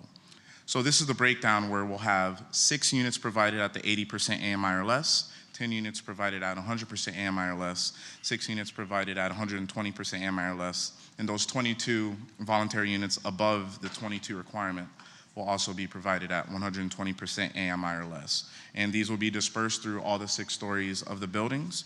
These will have the same furnishings and finishes as the market rate units, and that affordability period will be no less than 30 years. With the AWHO program, we're also requesting a parking waiver that is coming out to around a 23% reduction. And I'll get into some of the details here. We have prepared a parking study based on the Institute of Transportation Engineers, which essentially deems that based on national industry studies and trends, there's actually, that ITE data establishes that there is actually a requirement of 436 spaces. We are at a 42 space surplus based on that study, and we're parking at roughly 1.5 space per unit ratio. and individually parking each bedroom when you break down the studio 1-bedroom units, the 2-bedroom units, and the 3-bedroom units. So each bedroom will have a parking spot. And this parking waiver also does allow for that creative site design technique where you have that 132 by 130 foot park within that central portion of the site. The opposite of that scenario is having more paved and more impervious area dedicated to parking. We're also proposing a collection of TDM strategies. We have a designated rideshare pickup area within the community entrance. We are providing a Palm transit subsidy for 15 of the 22 affordable housing units, which will provide essentially an unlimited 31-day pass for those units below 100% AMI. We are providing a number of bike stations on site as well as an interior bike storage room with a bike repair station. And we're also proposing unbundled parking, which is going to separate the parking from that individual lease. And just to provide some context as to existing approvals within the city, just to compare that ratio and its effectiveness, as you can see in District Flats, which is an urban infill context, that site is parked at a rate of 1.4 spaces per unit. The Grand, which is in the downtown core, is parked at 1.3 spaces per unit. And Casamara, which is along a mixed-use corridor, when not accounting for the retail requirements, is parked at 1.6 spaces per unit, so we do fit within that comparable stack. So again, we'll be back before you on the 20th for the site plan and parking waiver vote, but that concludes really the main portion of my presentation for the annexation, the rezoning, and the future land use. My team, my consultants, the representative of the owner, and the applicants are all here and happy to answer any questions. Thank you. Thank you. And thank you also for adding those additional workforce housing units. I appreciate that. Any questions for the applicant before we hear from staff? Commissioner Warren and then Commissioner Ward. Thank you. I have been an advocate of development in this area since the time I became a commissioner. I remember when we had the, I want to call it a work session over at Gaines Park, and this was the thing that I talked about the most, particularly in this area. But I think that it's important because this is the first project, first major development project to occur. I think it's very important that we do it right because it will be the benchmark and that it's not something where we're learning from what didn't go well, right? And my biggest concern is about the parking reduction. And I know that we're gonna have more conversation about that, but a 23% reduction in parking does seem like a lot to me, and I do respect that an audit, or excuse me, that you have an independent survey and study that have been completed, but I'd like to know what assumptions were used and what happens in the event that the project is built and it's determined that there isn't sufficient parking, because I would anticipate that a lack of sufficient parking would spill over into the surrounding community and just have an adverse effect. And it's just a nightmare when you're looking at housing and there isn't parking to support the housing. And I believe that we also know that more and more residences have more and more adults because the rent rates. So you have people that are working very hard to have an affordable home, but it requires more than one income. And when you're looking at that, then that means that there's likely more than one vehicle. So how do you anticipate addressing those issues? Thank you so much, Commissioner. I would like to invite Ken Tuma from Urban Design Studio to speak more to the parking. I knew this was going to happen. Good evening, Ken Tuma with Urban Design. First thing, let's introduce the most important person here, the transportation engineer. But let me just address a couple items for you real quick, Commissioner. So first thing, number one, the leasing, typically these units are leased at about 90%. So when she does her calculations, it's based on an occupancy of 90%. So there's capacity there, number one. Number two, also the ownership group, which in this case is Coulter, they also control how many vehicles are there through their leasing options also. So they certainly do not lease They do not allow cars where there's not a place to park. And with that, I'll turn it over to somebody who actually knows what she's talking about. Good evening, Commissioners and Mayor. My name is Stephanie Guerra. I'm a transportation engineer with Kimley Horn. And to provide a little bit of a background on the study that was performed, we utilize data from the Institute of Transportation Engineers, and they break down their multifamily requirement into a few different categories. So first we look at it for 1-bedroom units and then 2 or more bedroom units. But we also break it down into more suburban context versus more urban. So we're not looking at other sites that are located close to rail transit, for example, or located in a downtown infill. So based on those rates, what we found was that the data supports a parking demand of 0.9 roughly spaces per 1-bedroom unit and 1.45 spaces per 2-bedroom unit. Now from there we look at, because demand is not supply, and we need to account for parking turnover throughout the day and making sure that residents can find spaces and it's not just a couple spaces that are available throughout the community. We then apply a 10% buffer. So that's where the 436 space requirement per ITE comes from, and we are proposing the 478 spaces above that. Now we have had discussions about TDM measures, both with the city's mobility coordinator and with staff in general, to understand what transportation demand management measures we're implementing, one of them being those monthly PalmTran passes. And we have discussed with the city's mobility coordinator that we can revisit this on an annual basis, such that if those passes are being underutilized, that an equivalent contribution could be put towards the city's mobility program. Additionally, because it is a gated community, there is control over who is entering and who is exiting and which residents have access to the community. So on-site management will have an understanding of how many cars should be parked there at a given time and can plan accordingly if we're approaching that threshold. You have a follow-up? I do, Mayor. Can you talk a little bit more about the PalmTran passes again and the impact that has on the recommendation? Yes, so there is an existing PalmTran bus stop in front of the site. We are committed to adding an actual bus shelter so that anyone who's using the bus stop is covered from the elements. But additionally, for the 15 workforce housing units at 80% or 100% of AMI, the applicant has committed to paying a monthly PalmTran pass for those residents. I don't see how that means that there'll be less people utilizing vehicles, even though there's PalmTran passes that the developer is providing. We understand. Effectively, what we're working to provide is alternatives to residents who are solely reliant on vehicles. So in other circumstances, they might be required to be a 2-vehicle home, but would have the option of being a 1-vehicle home, depending on the unit.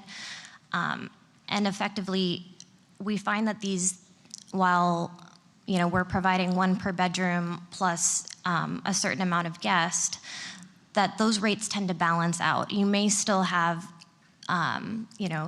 2-income households where they are required to have 2 vehicles, but you'll also have some residents, not necessarily in the affordable units, but in the market rate units, who may rent a 2-bedroom. I, for example, had this living situation where I used the 2nd bedroom as my office, but I was only using 1 vehicle. So what happens if the assumption is off and that people don't utilize PalmTran and that there are more vehicles and this is approved and there is not sufficient parking? What happens next? So in our discussions with the city's mobility coordinator, we did discuss having the opportunity to return and look at what could be done that is more appropriate in terms of transportation demand management in the event that those transit passes are underutilized. Thank you. All right, let me Thank you. go to some Commissioner Ward. Thank you. I appreciate the line of questioning, Commissioner Warren, because I know that that's been a concern when we're under parking, especially in along the corridors and things like that. That people are saying, "Hey, I don't want these residents to park in the neighborhood adjacent." And I don't think we found a beautiful fix. But I do want to, like, I guess Ken or whomever, lean on this idea with the bus, because I do like that. So you're saying that the developer is going to be paying that subsidy to incentivize? Because I think a lot of our conversations go back to, if we're trying to get people out of their cars, their single-use cars, how do we do that and incentivize that? And I think I actually am really excited. I mean, I think it warrants more conversation, and we're going to have it when this comes before us. But I love that you're being proactive in saying, hey, look, to this person, you can live here and you don't need to go buy that car or go rent that car. I mean, I have employees who are saving up for cars still. So it's, you know, it does make an impact. And so I just want to understand, how did you get to the numbers, the subsidy? What does that look like? Because I do think adding the bike racks and adding these other tools that can say, look how convenient this is, and the shade is so important, and cover with your bus stops so that people aren't standing out in the rain and the sun. So I think we need more of this, and I'm really excited that's being presented. But I also understand the nervousness because it's happening. People do end up parking in there. So Ken, if you could just go over where you got those numbers, or is it, sorry. Yeah, the numbers as far as the amount of subsidy was just based on what that monthly pass is, and then really targeting that 100% AMI and below section of the residents, and maybe potentially those residents being able to use that Palm Tran pass and route. So that's kind of how we landed on the 15 and the commitment to pay for that portion. Yes. When you're looking at data as far as people in this AMI applying for apartments, how many have cars? Do we know? Is this somebody else? Right. Well, I guess before we have this brought to it's a good point of discussion to understand what's the group of renters, and do they have a vehicle or not? Yeah, I think we could certainly pick up and get some data for that ahead of the 20th. Thank you. Commissioner Fox. Thank you. May I just address Yes, one absolutely. thing? And then I'm going to have our transportation engineer here, but I just asked her a question, which I think is really relevant.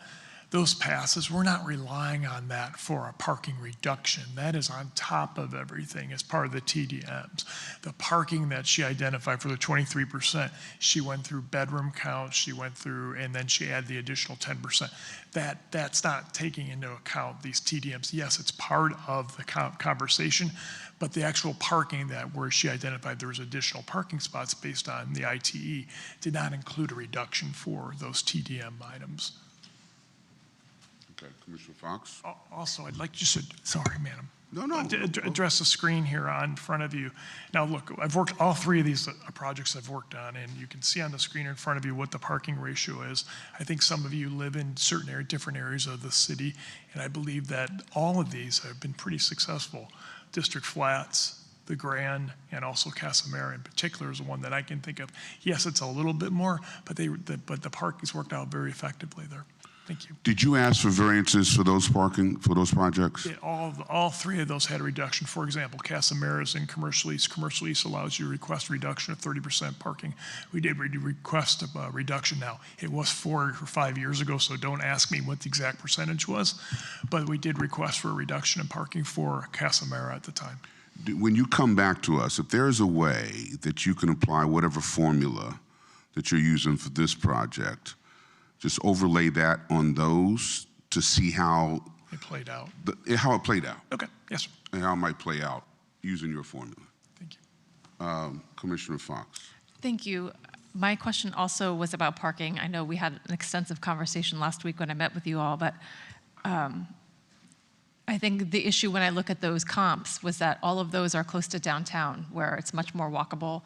The area where you are, like, I don't know if people are going to be biking from that area to their downtown office. So I think you've answered a lot of questions, and I know when you come back you'll have other answers. But could you touch upon the one thing that you said was something about leasing, that you won't lease to when people, I guess, come in for a lease, if you are out of parking spots, basically you will not lease anymore? Is that what I understood? At the end of the day, you got to have a sticker to park, right? And I might be using a different term because last time I lived in an apartment, there were stickers.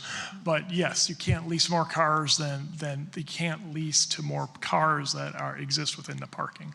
So, for example, if your theory about everyone taking PalmTran doesn't work out, you might just have a lot of empty apartments waiting for somebody else to move in with no car. I think, so I just want to go back. I think that the PalmTran thing is a bonus on top of what we're doing. What Stephanie will tell you is that the criteria actually work because, I mean, when you walk through it, during the course of time, only 10% of the units are vacant typically at a standard timeline. Therefore, there's a significant parking available. However, Coulter will restrict the amount of cars there by the amount of stickers that they grant to tenants. So therefore, they do control. Because remember, they're trying to rent their units also. They certainly don't want to have a parking problem also. And clearly understand what Commissioner Warren is asking. She's concerned. She doesn't want cars going out into the neighborhood in Gramercy Park. I understand that too. Any other? Commissioner Warren? I'd just like to say again that I am excited about this conversation. I am looking forward to this being a catalyst for some other opportunities, and I can appreciate the increased amount of workforce houses. I know that you've increased that from 22 to 44. I appreciate the minimum 30-year affordability. That is extremely important. I often talk about perpetuity. So these are things that I think are done well and very thoughtful. I really would like more information about that parking. I'm very, very concerned about that. And again, I believe that this project sets the tone. There's a precedence here, and I don't want us to not get this right. Commissioner, you made it very clear that this young lady has a lot to do, and we will set up an appointment with you once she gets all the information and walk it through with you and the rest of the commission. This is important. We understand where you're at. Thank you. Any other? President Peduzzi? Thank you, Mayor, and I concur with my colleague, Commissioner Warren, that this is an exciting project, and I hope that it leads to more development in District 4, particularly in that area. We don't see many redevelopment projects in District 4, so this is exciting, and I think it adds to our housing opportunities for our residents. I'll have more to say about the housing opportunities in District 4 during my closing remarks, but I'm very happy to support this and excited about this project moving forward. And if there's... And it's adjacent to District 2. It's very, very close to District 2. Still my district. All right, any other questions for the applicant before we hear from staff? Okay. Staff, what say you? Good evening, Mayor and Commissioners. Alex Hansen with the City's Planning Division. Again, bringing it back to the items in front of the board tonight, we have the 3 ordinances, one pertaining to the annexation, another one pertaining to the future land use assignment or amendment, and another one related to the zoning assignment. Again, this is an application, the request by Urban Design Studio on behalf of Palm Beach Lakes Baptist Association and the Coulter Group. The first item is the annexation of the parcel, that is Ordinance 5174-26. As it was discussed previously, this parcel is currently within the jurisdiction of Palm Beach County, and through the annexation, we'll be bringing the parcel into the City of West Palm Beach's jurisdiction. After that, we need to assign it a city future land use designation, and the applicant is requesting the multifamily future land use designation for this parcel.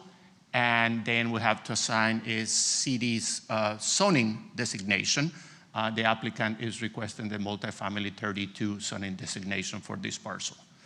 Again, this is 5710 North Haverhill Road, and it is within Commission District 4 and very close to District 2.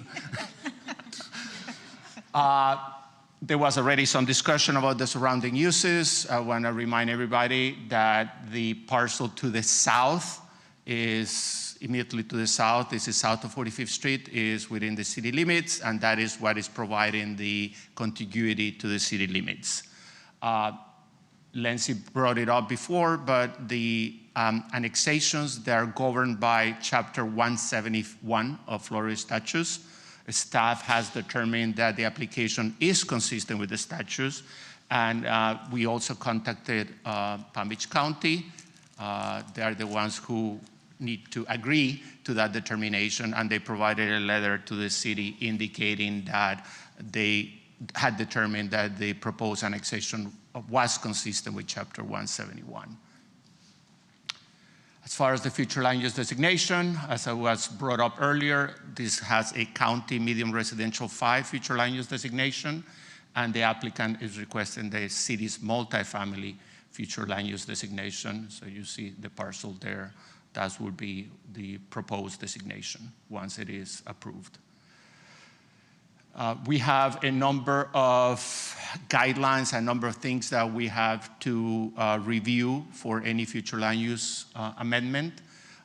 In this case, it was determined that the multifamily future land use designation is the most appropriate designation for the type of project that is being proposed.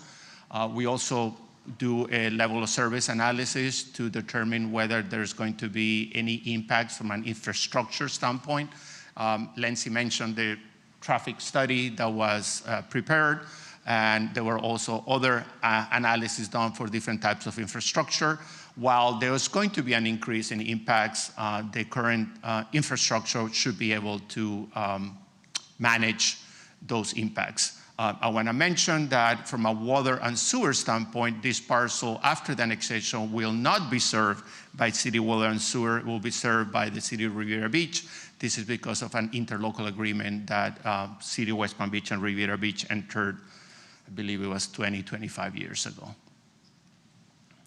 And staff has determined that the proposal meets at least one of the 5 standards that we have in the comprehensive plan. This is Land Use Element Policy 115, and so it meets the guidelines for a future land use map amendment. With regards to the zoning designation in Palm Beach County, and the applicant is seeking the multifamily 32 zoning designation within the city limits. We have also reviewed the application, and we have determined that it complies with the rezoning guidelines in the city's zoning and land development regulations. There was also the different departments, city departments reviewed these applications, and they determined that it was sufficient to be considered by the city commission. We as I indicated previously, we notified Palm Beach County about the annexation.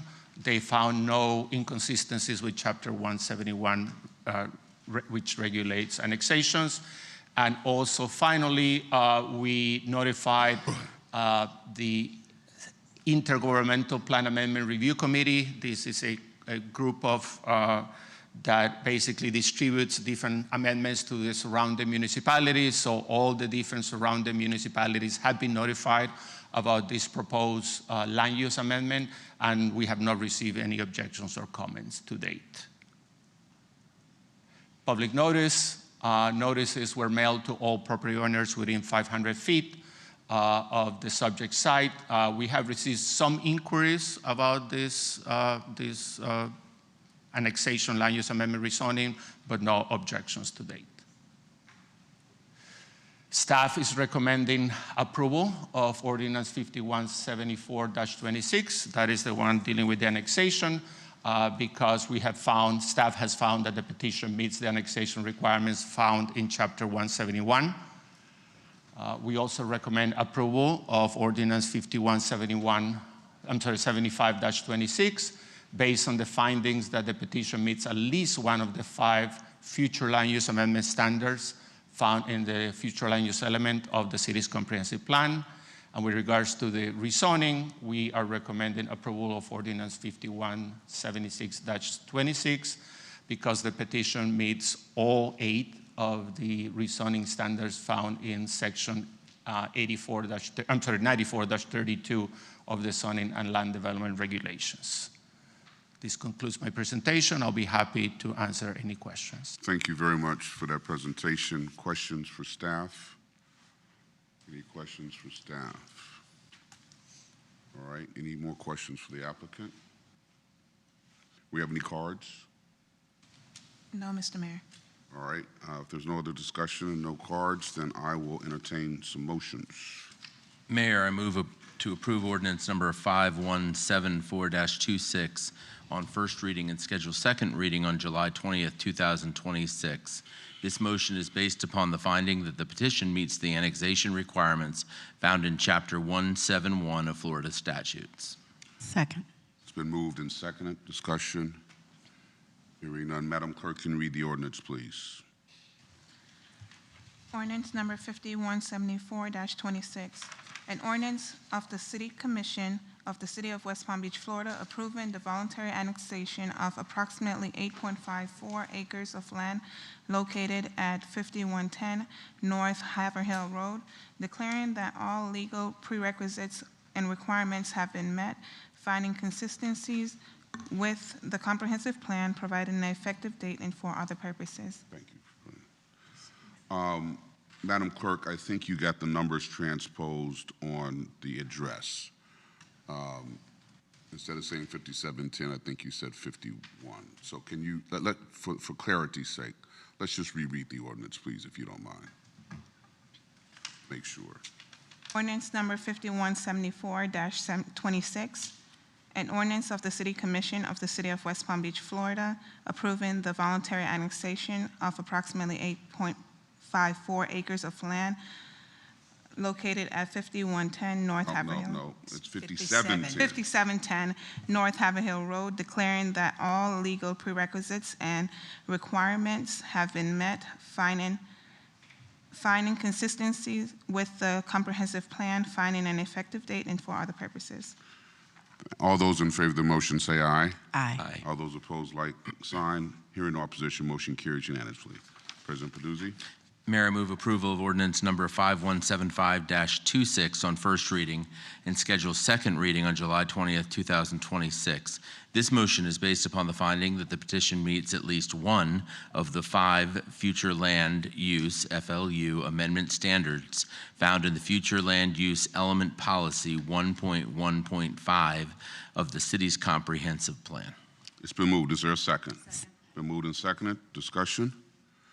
Hearing none. Madam Clerk, can you read the ordinance, please?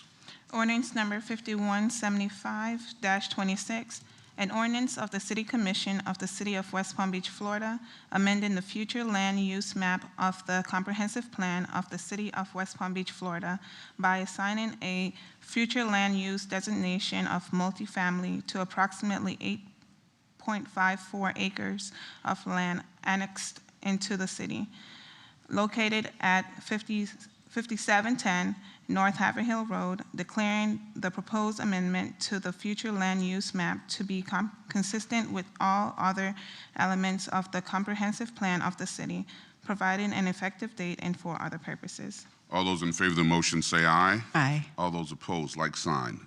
Hearing no opposition, motion carries unanimously. Thank you. President Peduzzi. Mayor, I move approval of ordinance number 5176-26 on first reading and schedule second reading on July 20th, 2026. This motion is based upon the finding that the petition meets all 8 rezoning standards found in section 94-32 of the zoning and land development regulations. It's been moved. Is there a second? Second. Been moved and seconded. Discussion. Madam Clerk, can you read the ordinance, please? Ordinance number 5176-26, an ordinance of the City Commission of the City of West Palm Beach, Florida, amending the zoning map of the City of West Palm Beach by assigning a zoning designation of multifamily 32 to approximately 8.54 acres of land annexed into the city, located at 5710 North Haverhill Road, declaring this zoning map amendment to be consistent with the comprehensive plan of the city, revising the zoning map of the city accordingly, providing for an effective date, and for other purposes. All those in favor of the motion say aye. Aye. All those opposed, like sign. Hearing no opposition, motion carries unanimously. Thank you. And that was, no. Item 9.4, public hearing and first reading of ordinance number 5177-26 for a city-initiated request declaring a zoning in progress for a period of 6 months to prevent the submittal of planned development applications for property zone multifamily high-density MF32 residential located south of Monroe Drive, north of Southern Boulevard, west of Flagler Drive, and east of Washington Road.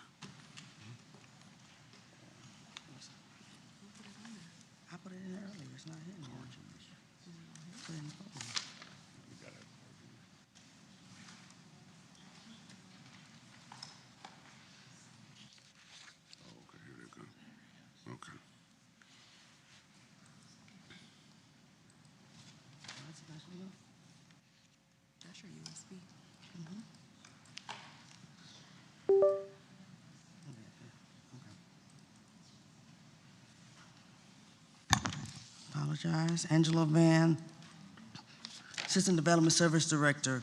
This is a city-initiated request for zoning in progress for properties, approximately 7 properties located on South Flagler Drive.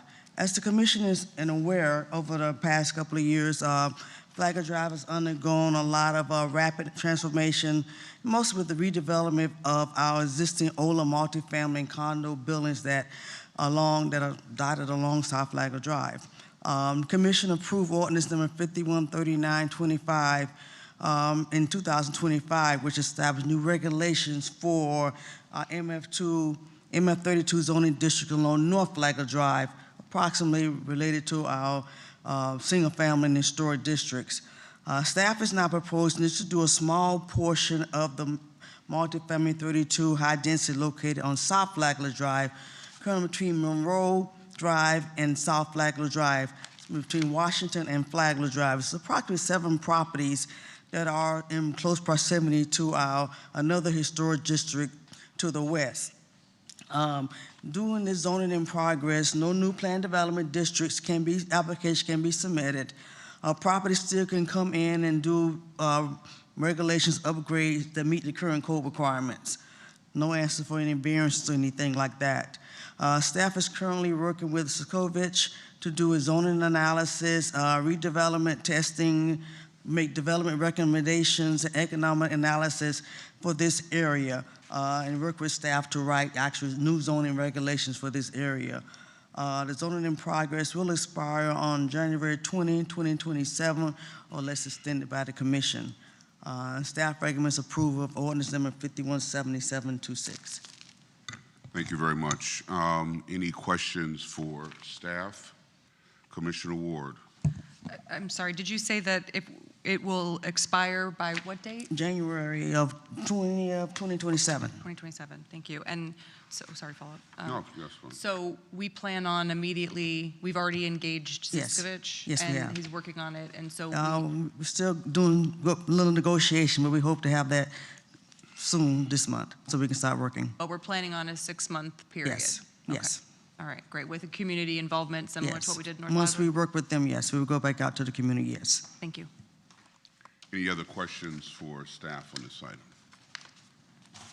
All right, we do have several cards. A couple of people didn't want to speak in public. They wanted their comments read, so let me get those out the way.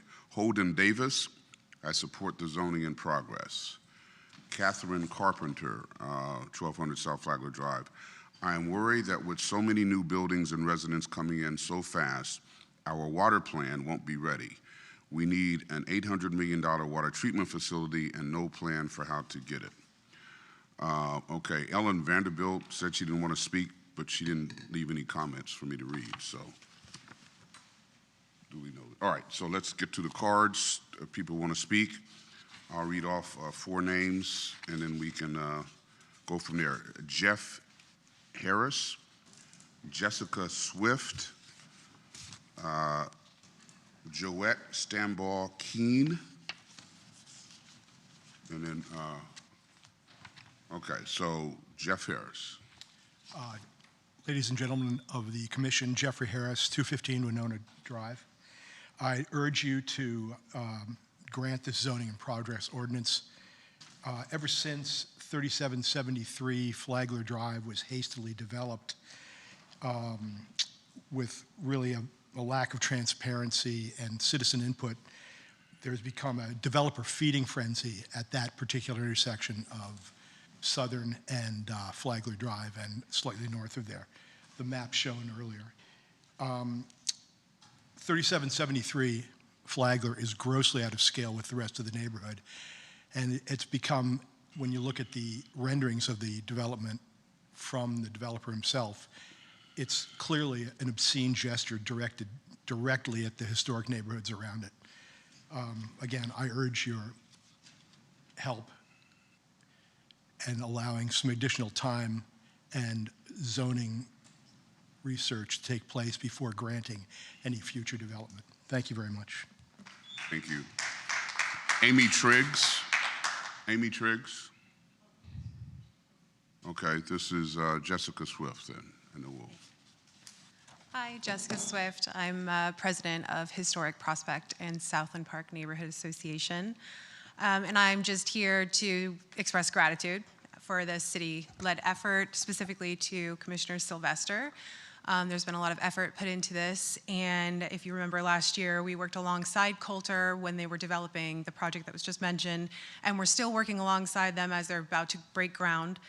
And the pause that we're urging you all to consider very strongly will give us some time to express the concerns of the residents that live in the historic district so that we can, I guess, collect the data from them and from the developers that want to develop there and make sure that everybody's on the same page. We already have some meetings scheduled later this summer so that we can begin this progress, and this time is incredibly valuable so that we can make sure that everybody's on the same page. Thank you. Thank you.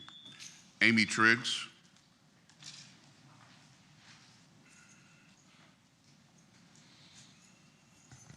Hi, Amy Triggs, 208 Monroe Drive. I respectfully ask you all to vote yes on the zoning in progress. This is not about opposing growth, it's about making sure that growth occurs responsibly. The 18-story condo you approved last year now has marketing materials saying that this stretch of coastline is one of the, quote, most sought after residential corridors in the country, quote. That should tell us that interest in this area is only going to increase. I also saw an article describing the stretch of Flagler Drive as the next billionaire's row. Properties are selling for extraordinary amounts, and developers are overpaying because they see enormous profit potential. The higher the land cost, the greater the pressure to build larger, taller, and denser projects to justify those investments. Portofino's offer went from $205 million to $295 million, and it's just going to keep going up until the residents sell. Developers paying way, way above market price shouldn't come at a cost to the neighborhood. This conversation is much more than whether people like or dislike tall buildings. It's about public safety, environmental stewardship, the effect of tall buildings on the seagrasses and wildlife, traffic concerns, infrastructure, and preserving the unique character that makes this area special. This area sits directly beside my historic neighborhood dating back to the 1920s. I'm not asking you to stop development. I'm simply asking you to pause and carefully decide what is right for this area before more irreversible decisions are made. If we realize later that we should have planned differently, it will simply be too late. Without this temporary pause, additional properties along this corridor will be purchased and redeveloped before the city has the opportunity to create a comprehensive plan. The zoning in progress benefits everyone. Developers gain certainty. Staff and elected officials have consistent guidelines. Residents gain confidence that growth will be thoughtful. That kind of collaboration builds trust. It should become the expectation, not the exception. Delray Beach Preservation advocate Bob Ganger worked to protect our coastal communities from overdevelopment and successfully fought against demolishing briny breezes. He warned about the dangers of unbridled development driven solely by profit and understood that once a community loses its identity, it cannot be recreated. He believed preservation wasn't about nostalgia, it was about stewardship. He said, when you realize 1 million new people come into the state with no background on who we are, over time, the local history gets diluted. So give the city the time it needs to develop a thoughtful Flagler Drive overlay before more irreversible approvals are granted.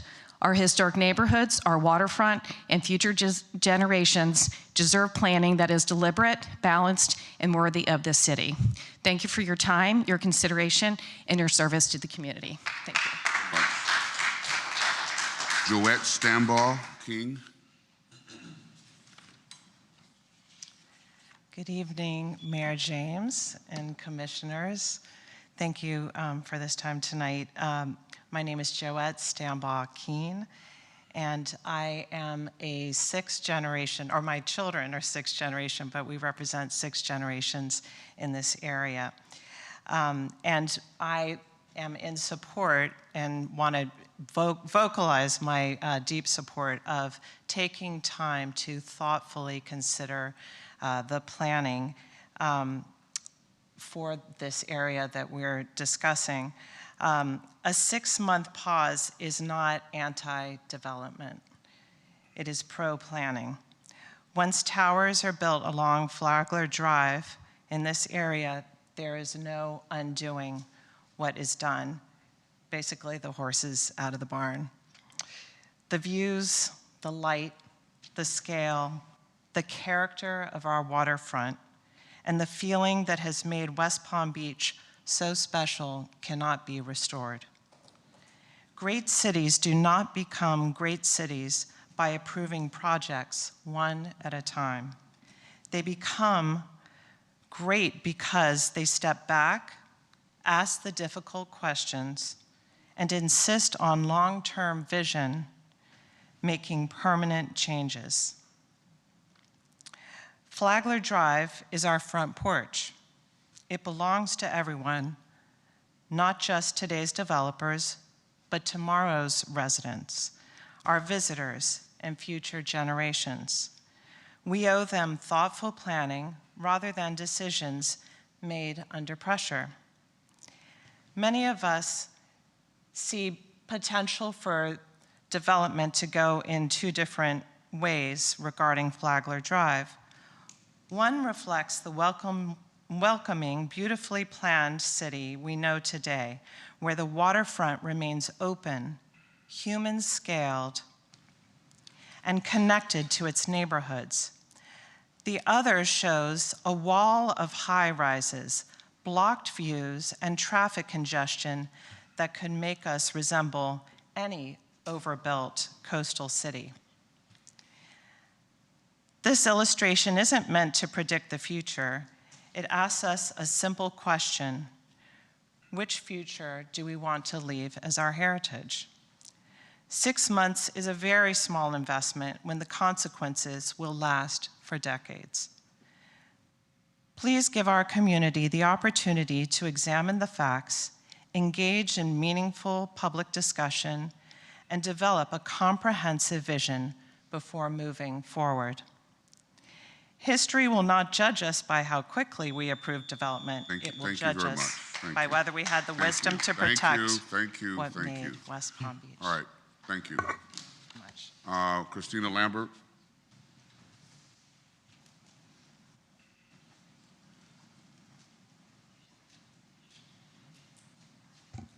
Good evening, Mayor, President Peduzzi, Commissioners. My name is Christina Lambert, West Palm Beach resident. I'm here to support the proposed pause on the new plan development application, pause on new plan development applications along the South Flagler corridor. When I served on the commission with you all, we put in the work on the North Flagler overlay, the workshops, the community input, and the staff analysis. I was proud to stand with our District 1 Commissioner, Kathleen Ward, the mayor, and my fellow commissioners and city staff on that effort. The pressures we were responding to up north, however, were not just limited to the north end. They were visible along South Flagler Drive as well. And that became clear when a project on the south end came before us during that time. I asked staff then to start looking at what could be done to add predictability to South Flagler Drive. And even after leaving office, I never stopped advocating for this to move forward. Tonight, that work takes a real step forward, and I'm glad to see it. The North End also taught us a good lesson. We needed additional safeguards to protect against development.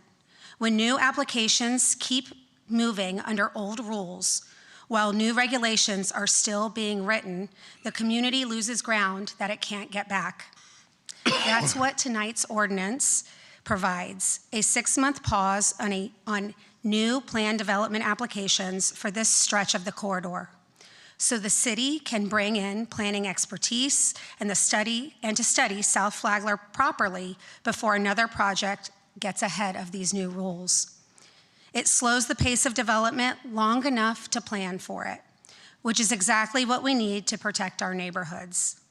I want to thank Commissioner Sylvester for continuing to support this for the district, and I'd ask that as this moves forward, that South Flagler gets the same voice that the North Flagler overlay got, community workshops and residents at the table from day one. When I talk with residents, what they're asking for is simple: proper planning, predictability, and transparency. They want to know that their voices are heard, not after decisions are made, but while they're being made. And that's the standard I believe we should set. Every project should come forward with real community input, and every project should deliver real community benefits. This is important for the South End and the future of our city. I support this pause tonight and will be here through every step through this process, working side by side with residents to lead this effort and make sure it gets done right. Thank you. Thank you very much. Okay. Now it's time for comments from the public. I'm sorry, do you have something to say on this? Yes. Oh, okay. Did I ask for commission comments yet? I'm sorry, I went straight to cards, didn't I? I apologize. No. We're going to hear from the commission on this item. I'm sorry, I should have gone to you first. That's my apology. Yes, Commissioner. Okay. Sylvester. Thank you, Mayor. Please talk. I'm beyond pleased to support the zoning in progress ordinance tonight. It's a direct response to concerns raised by our community about overdevelopment and about feeling left out of the decisions that shape the changes happening around them. Hopefully this is only the beginning of a broader plan for how we want our neighborhoods to look, one that doesn't rely on granting an ever-increasing number of variances with each new project. This ordinance gives us better guidelines to work from. And thank you all for coming and expressing. You guys are really working as a group that really wants to keep West Palm looking good and keep some of the history with it as well. Thanks so much. Okay, I'm sorry. Any other comments from the dais? I did all that just for you. You know that. Right? No, it's all about me. Okay, it's all good. It's all good. You should feel special. I do. All right. If there are no other comments, no other cards, then I'll entertain a motion. Mayor, I move to approve ordinance number 5177-26 on first reading and schedule second reading for July 20th, 2026. Second. It's been moved and seconded. Discussion. Hearing none. Madam Clerk, can you read the ordinance, please?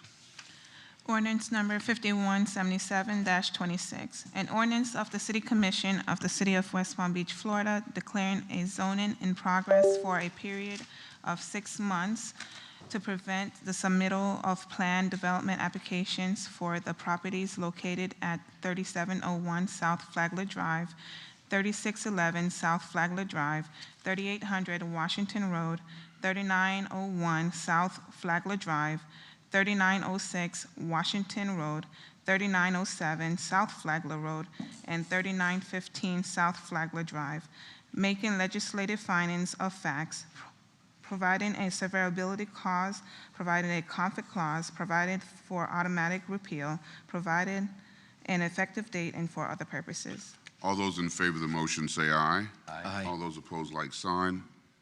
Hearing no opposition, motion carries unanimously. Thank you. Now we will turn to comments from the public. Do we have cards? Okay.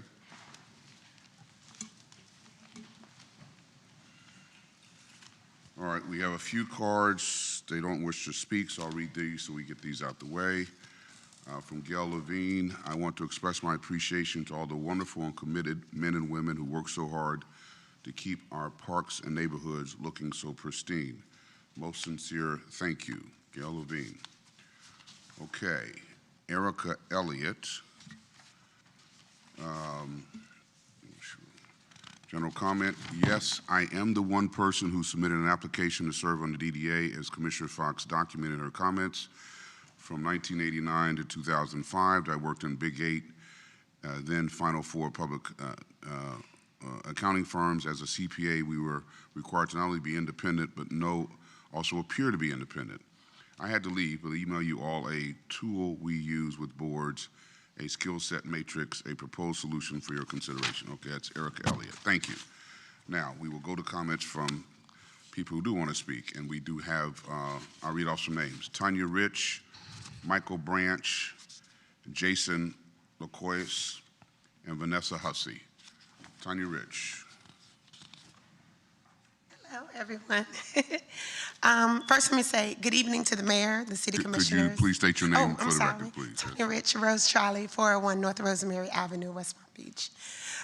Good evening to the mayor again, city commissioners, city administrator, city staff, and everyone here tonight.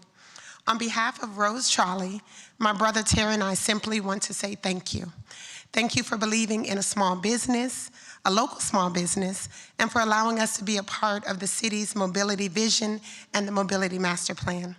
We started with just one gym cart, or as my brother likes to say, one grown-up golf cart. And yes, it had no doors. That's right, no doors. Today we are proud to have a fleet of 14 electric vehicles. With 3 vehicles currently serving the CRA and surrounding neighborhoods, we have provided approximately 1,800 rides and transported about 2,300 passengers last month. Looking back, it's amazing to see how far we have come. None of this would not have been possible without the support of the city that we live in, we work in, we play, and truly love.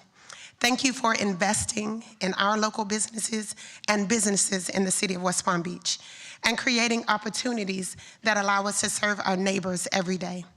And before I leave, one last thing. Download the Rose Trolley app. When you see the pink, you'll be there in a wink. Thank you. All right. Michael Branch. Michael Branch. Okay. Jason LaCoyce. Yeah, that too. Lake Cal, okay. Good evening, Mr. Mayor, commissioners. My name is Jason Lakehow, 335 Plymouth Road. I own Tropical Smokehouse, located on South Dixie Highway, where we're proud to employ more than 35 people. Those are local jobs, supporting local families, and contributing to our local economy. I'm here tonight for one simple reason: to spread some positive energy. I didn't realize that it was going to be so urgent, but here I am. As business owners, we often come before this commission to ask for help or raise concerns. Tonight, I want to acknowledge what has gone right. Over the past 8 years, we've watched West Palm Beach grow in remarkable ways. That growth has completely changed the trajectory of my business. There was a time when we spent every summer wondering how we'd make it through the slow season. Today, we're focused on expanding, investing, creating new opportunities for our team, and finding more ways that we can give back to our community that has supported us for so long. That didn't happen by accident. Strong businesses need strong communities. That means investment in education, affordable housing, healthcare, and public amenities.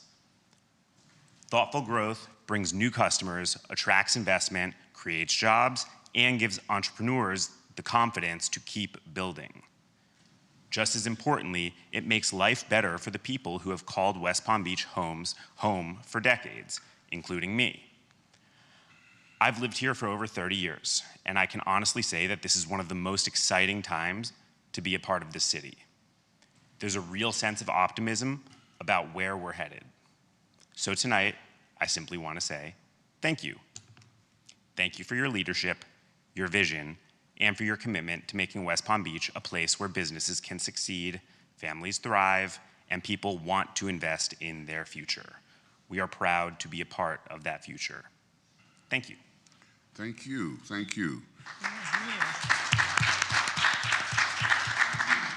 You bring any ribs, man? You bring any ribs to?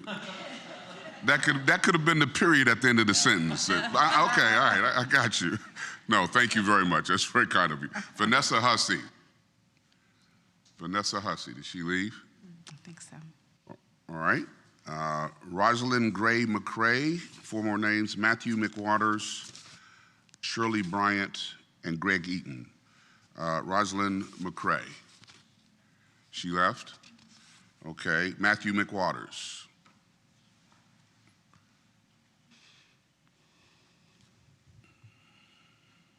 Good evening, Mr. Mayor, President Peduzzi, and Commissioners. My name is Matthew McWaters, and I'm a resident of 255 Avernia Street, Apartment 715, and I'm a proud second-generation native of West Palm Beach. I'm a Good Sam baby, a Forest Hill Falcon, and my first summer job was working at Movie Co. and City Police. I've had the opportunity to watch our city grow over the years, and I wanted to take a moment to recognize what a special place downtown West Palm Beach has become. As somebody who has lived in this city for most of my life, it's exciting to see so many people choosing to call downtown home. The investment in our parks, our public places, and our local businesses have created an environment that is vibrant, welcoming, and enjoyable for residents and visitors alike. As we continue to grow, I hope we remain focused on preserving the qualities that make downtown so special: walkability, clean and safe public places, and opportunities for people to gather and connect. I appreciate our elected leaders for working towards improving our city, and I appreciate the people who attended tonight to let their voices be heard. As a proud resident, I'm grateful to see downtown thriving, and I'm excited about its future. Thank you for your time. Thank you very much. Thank you. Shirley Bryant. Good evening. Shirley Bryant, 1366 Palm Beach Lakes Boulevard. First of all, I want to thank you, Mayor. From last month, I was here, and you responded as I requested. So thank you for responding to the concerns raised by myself along with the other residents regarding the homeless activity in our neighborhood. However, despite those efforts, it didn't really work. It's gotten worse, to be honest. The problem still exists. When law enforcement makes its rounds, individuals temporarily leave the area, but they return shortly afterwards. As residents, we are still dealing with the same ongoing issues of the loitering, excessive foot traffic, and activity throughout the day and night. As stated last month, my mother has dementia, and she's one of the last original homeowners on the street. Her Ring camera is still constantly activated by activity outside her home day and night as cars speed up and down the street. And it's clear that people don't live there because they're slowing down, looking for homes or wherever they're trying to find. It's really sad. This is not the quality of life residents should be expected to accept. I also wanted to remind you that this issue is occurring directly in front of 2 churches and near Westwood Elementary School. Yesterday, as I turned to go to my mother's home, I observed a naked guy with no clothes on. No one, myself, no other child, no one should be exposed to that. With school starting soon, I'm asking the city to address this issue before our babies return to school. I understand that homelessness is a complex issue, and I support efforts to help those in need. However, residents deserve safe neighborhoods as well. Therefore, I'm respectfully asking you to consider these recommendations. First of all, please install a secure fence around the park until funding is available for proper improvements, lighting, monitoring, and maintenance. Second, increase law enforcement visibly on 10th Street and surrounding residential areas, including the strategic placement, maybe of a marked police vehicle to deter ongoing activities. The current approach is providing temporary relief, not a lasting solution. I respectfully ask the city to take additional action and provide residents with a clear plan for addressing these concerns. Thank you for your time and consideration. Thank you. Gregory Eaton.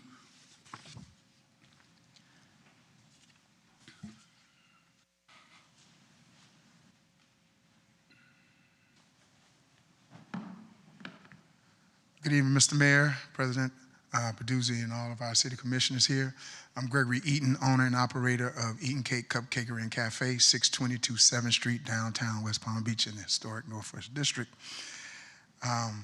So I'm not long-winded, I wrote some things down. My name is Gregory Eaton. I'm a small business owner in our city. I'm the owner of Eaton Cake Cupcakery and Cafe located in the Styx Promenade in our Northwest neighborhood. This city is my home. I grew up here, and I've seen incredible changes that have occurred. Mayor James and this commission, you have delivered on the promises to create opportunities for all of our residents, including those in my neighborhood. We need people living, dining, shopping, and enjoying all the city has to offer. West Palm Beach has a rich, culturally diverse history. I'm proud to be a part of that history and a part of that future. I thank you for making it possible and continue to be good partners as we continue to invest time, resources, and energy in the Northwest neighborhood. And I close with this. The last time I stood before this commission, I asked you to take a chance on me. Well, we've been operating over a year now, and we have become a destination place in West Palm Beach. People come out of Miami, Fort Pierce, out west, they come to see us.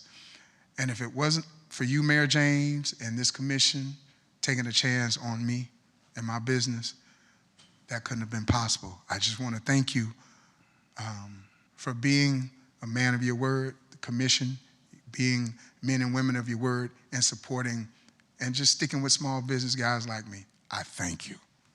Thank you. Thank you. That must break a record. We got 3 thank yous in public comment. I don't know if that has ever happened before, but whatever's in the water, y'all keep drinking it. You bring any chicken wings? Come on. Cupcakes or something? Okay, all right. Okay, now we'll turn to comments from the dais, beginning with you, President Peduzzi. Thank you, Mayor, and I think the only thing that could have made it better were the ribs and some cake, but I guess, we're just gonna have to do without tonight. I wanted to take a moment to talk about how wonderful our city and particularly our downtown is. I hear from residents all of the time, oh, it's becoming Miami, it's becoming Fort Lauderdale. I would ask those residents that think that downtown West Palm Beach is becoming Fort Lauderdale or Miami to take a little ride to those cities to our south. If you don't miss your exit, you'll see that there's 100-story buildings in Miami. 100 stories. Fort Lauderdale, 50 stories. And they're all over the place. You can't see past those buildings anywhere. Walk in our downtown and you will see, you'll see 28-story buildings. You'll see tall buildings compared to what's around. They're tall. But if you look at successful cities, we are maintaining the character of our downtown. We need to continue to do so to make sure that it remains a special place and doesn't become Miami, but we are very far from becoming a Miami. And if you walk downtown, there's trees, there's clean sidewalks. It's a really beautiful place. At the same time, though, we're kind of a product of our success. We've become so successful that everyone wants to live here. Everyone wants to come here. That's why they're asking 2, 3, 4, 5, 10 times what they were asking for properties downtown just 5 years ago. I mean, we are on the map. We are the center of the universe. Everyone wants to come here. So unfortunately, with that comes some pain. There's going to be some traffic congestion. There's going to be density because that's where the density is. It's downtown. That's where it should be. That's where it's supposed to be. And that moves me into my pitch for District 4. If you're getting a little tired of the traffic and you think that, hey, maybe there's just too many people here, District 4 has something for everyone. The center is grassy waters. Almost all of the nice developments that are out there in District 4 back up to Grassy Waters Nature Preserve, 23 square miles of pristine Florida Everglades right here in the city of West Palm Beach, from North Lake Boulevard to Okeechobee Boulevard. You've got Ibis, you've got Iron Horse, Briar Bay, Hampton Bay, Bay Winds, Andros Isle, Riverwalk. You have so many options. And if you sell your downtown condo, I guarantee there'll be 3 or 4 people making offers on it. And you can probably buy not only your house in one of our developments in District 4, but you probably can buy your neighbor's houses as well. And you could have 3 houses and make it one big compound. What I'm suggesting here is, you know, there's pros and cons to living downtown. And the people that are downtown have made the decision to live in an urban, densely populated environment. I understand the desire to keep it quaint and to keep it old West Palm, but we are a product of our success, and with that comes some growing pains. And I would just say there's alternatives. Give me a call, I'll actually take you around, and there's plenty of realtors that would love to sell you a house in District 4. But West Palm has a lot to offer. We're not just downtown. West Palm has the north end, south end. There's beautiful houses in the north end. There's beautiful houses in the south end. Unfortunately, we've done such a good job that now a house that cost $700,000 or $600,000 5 years ago is $3 million today. And it's not even on the water. We are a product of the things that we've done. We are a product of our success, and unfortunately, there's some growing pains that come with that. But I urge you to come out and take a look at District 4, something for everyone. Thank you. Okay, wow. Did you change your profession? Or added a little realtor license? Yes. All right, thank you for sharing that. Commissioner Fox. Well, I don't know how to follow that. But at least I don't have to drive an hour home later tonight, so. Ooh. Anyway, well, I want to thank so many people for coming. There's not so many here now. I do see Shirley Bryant is still here. I did want to mention, I had a conversation with Leah Rockwell about closing the Westward Park or putting a fence up. And unfortunately, it's a stormwater canal, so there are some issues that might not make that feasible. But I appreciate you coming and keeping this top of mind, because after you left last week, I spoke to our police department. I spoke to Allie, who's our homeless outreach person, and she went out there and she said it was much worse than she's ever seen it there. There is a camp, basically, that is grown in this park, and I don't know what to do about it. So, Mayor, I don't know what our next options are. Overnight camping violates our ordinance, so. It does, but I think it's similar to what she said, that the police come. I know Officer Archer has been out there several times, and then, an hour later, it's. We got to clean it out if it's a camp. All right, I'll talk to him. Well, thank you. Let's see, I just wanted to mention that a couple months ago, when we were talking about the downtown master plan last, and we put a pause on it because we have a lot of questions that are still unanswered about mostly infrastructure. For anyone who's still here, we will be having an infrastructure workshop to get some of these answers that staff has been working on. It will be on Monday, August 10th at 10 a.m. There's not any public comment at our workshops, but you can watch it live on YouTube or Channel 18. And then finally, I just wanted to say congratulations to Battalion Chief Brian Lamb. I don't think he's here tonight, but he's here tonight. Okay, so congratulations on his retirement after 30 years of service. His impact will be felt for years to come, and it's very bittersweet for all of us that we are losing such an amazing person, but congratulations and wishing you the best in retirement, and that's all I have. Commissioner Sylvester. Thank you, Mayor. I had the opportunity to visit the West Palm Beach Fire Department graduation to see 15 of the new recruits who will be starting with West Palm Beach. Congratulations to them. Thanks for answering the call to serve and protect our community. We're proud of your commitment and dedication. I also had the opportunity to visit the District 5 schools. It was a pleasure visiting Coniston Middle School, Palmetto Elementary, Forestdale High, which is my alma mater, and I'm visiting Belvedere next week. This school board, thank you to school board member Virginia Saviato, District 2, the principals for the warm welcome, the tour, and for the incredible work you do every day to support our youth. Fourth on Flagler, one epic One epic 4th, celebrating America's 250th. What an incredible celebration as our community came together for 4th on Flagler. One epic 4th, in honor of America's 250th anniversary. A heartfelt thank you to the city of West Palm Beach, volunteers, public safety personnel, community partners, vendors, sponsors, and everyone who played a pivotal role in making this event such a tremendous success. It was an awesome fireworks show. I think Commissioner Warren would agree, along with the laser show. And also I'll be riding along, I'll do a District 5 ride-along. Thank you to our city administration for assisting with coordination, and the Code Enforcement Department will be taking me on a District 5 ride-along.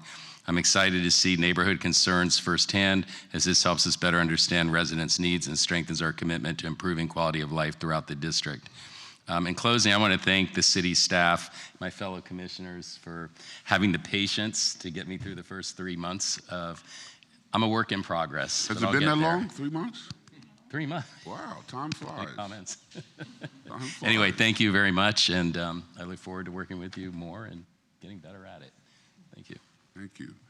Commissioner Warren. Thank you, Mayor. I'm going to start my comments off this evening with a quote from my friend O'Shea Jackson. Today was a good day. You may know him as Ice Cube. Oh, I was going to say, who in the hell is O'Shea? Okay, I know Ice Cube. But you know, that was funny. But today was a good day. It was a very engaging day, and it was lively. There were a lot of people that weighed in. It wasn't a good day because because the votes were unanimous. It was a great day because the votes were not unanimous. It was a great day because people recognized their part of democracy by coming down and speaking to their interests, and by joining together and having unified fronts, and by challenging and speaking truth to power and to saying what it is that they feel. And I believe that that's what we are and who we are and how we represent this city, and that people are always encouraged to participate and to think back of, you know, the years that I've been here and how I've started by participating, by coming to commission meetings, by volunteering. You are encouraged to be a part of the process. Being a part of the process matters. I think that our DDA will be better moving forward. I think that processes will be better moving forward. I think that West Palm Beach will be better. To have looked back over the last several years, I'm just very excited that we're seeing the intentionality of development outside of downtown West Palm Beach. I love the fact that there is workforce housing that's being built, that we continue to lead the county in workforce housing development. I don't think that that should be something that we don't pay attention to. That is a result of, to President Peduzzi's comments, this being a desirable place to be, this being a desirable place to work, live, and play. And thank you to my colleagues for contributing to that. Thank you to all of the people that are members of our team that contribute to that, and all that you do to make that happen. It really matters. This is the most, I'm a military brat, and this is the most diverse city that I've ever lived in.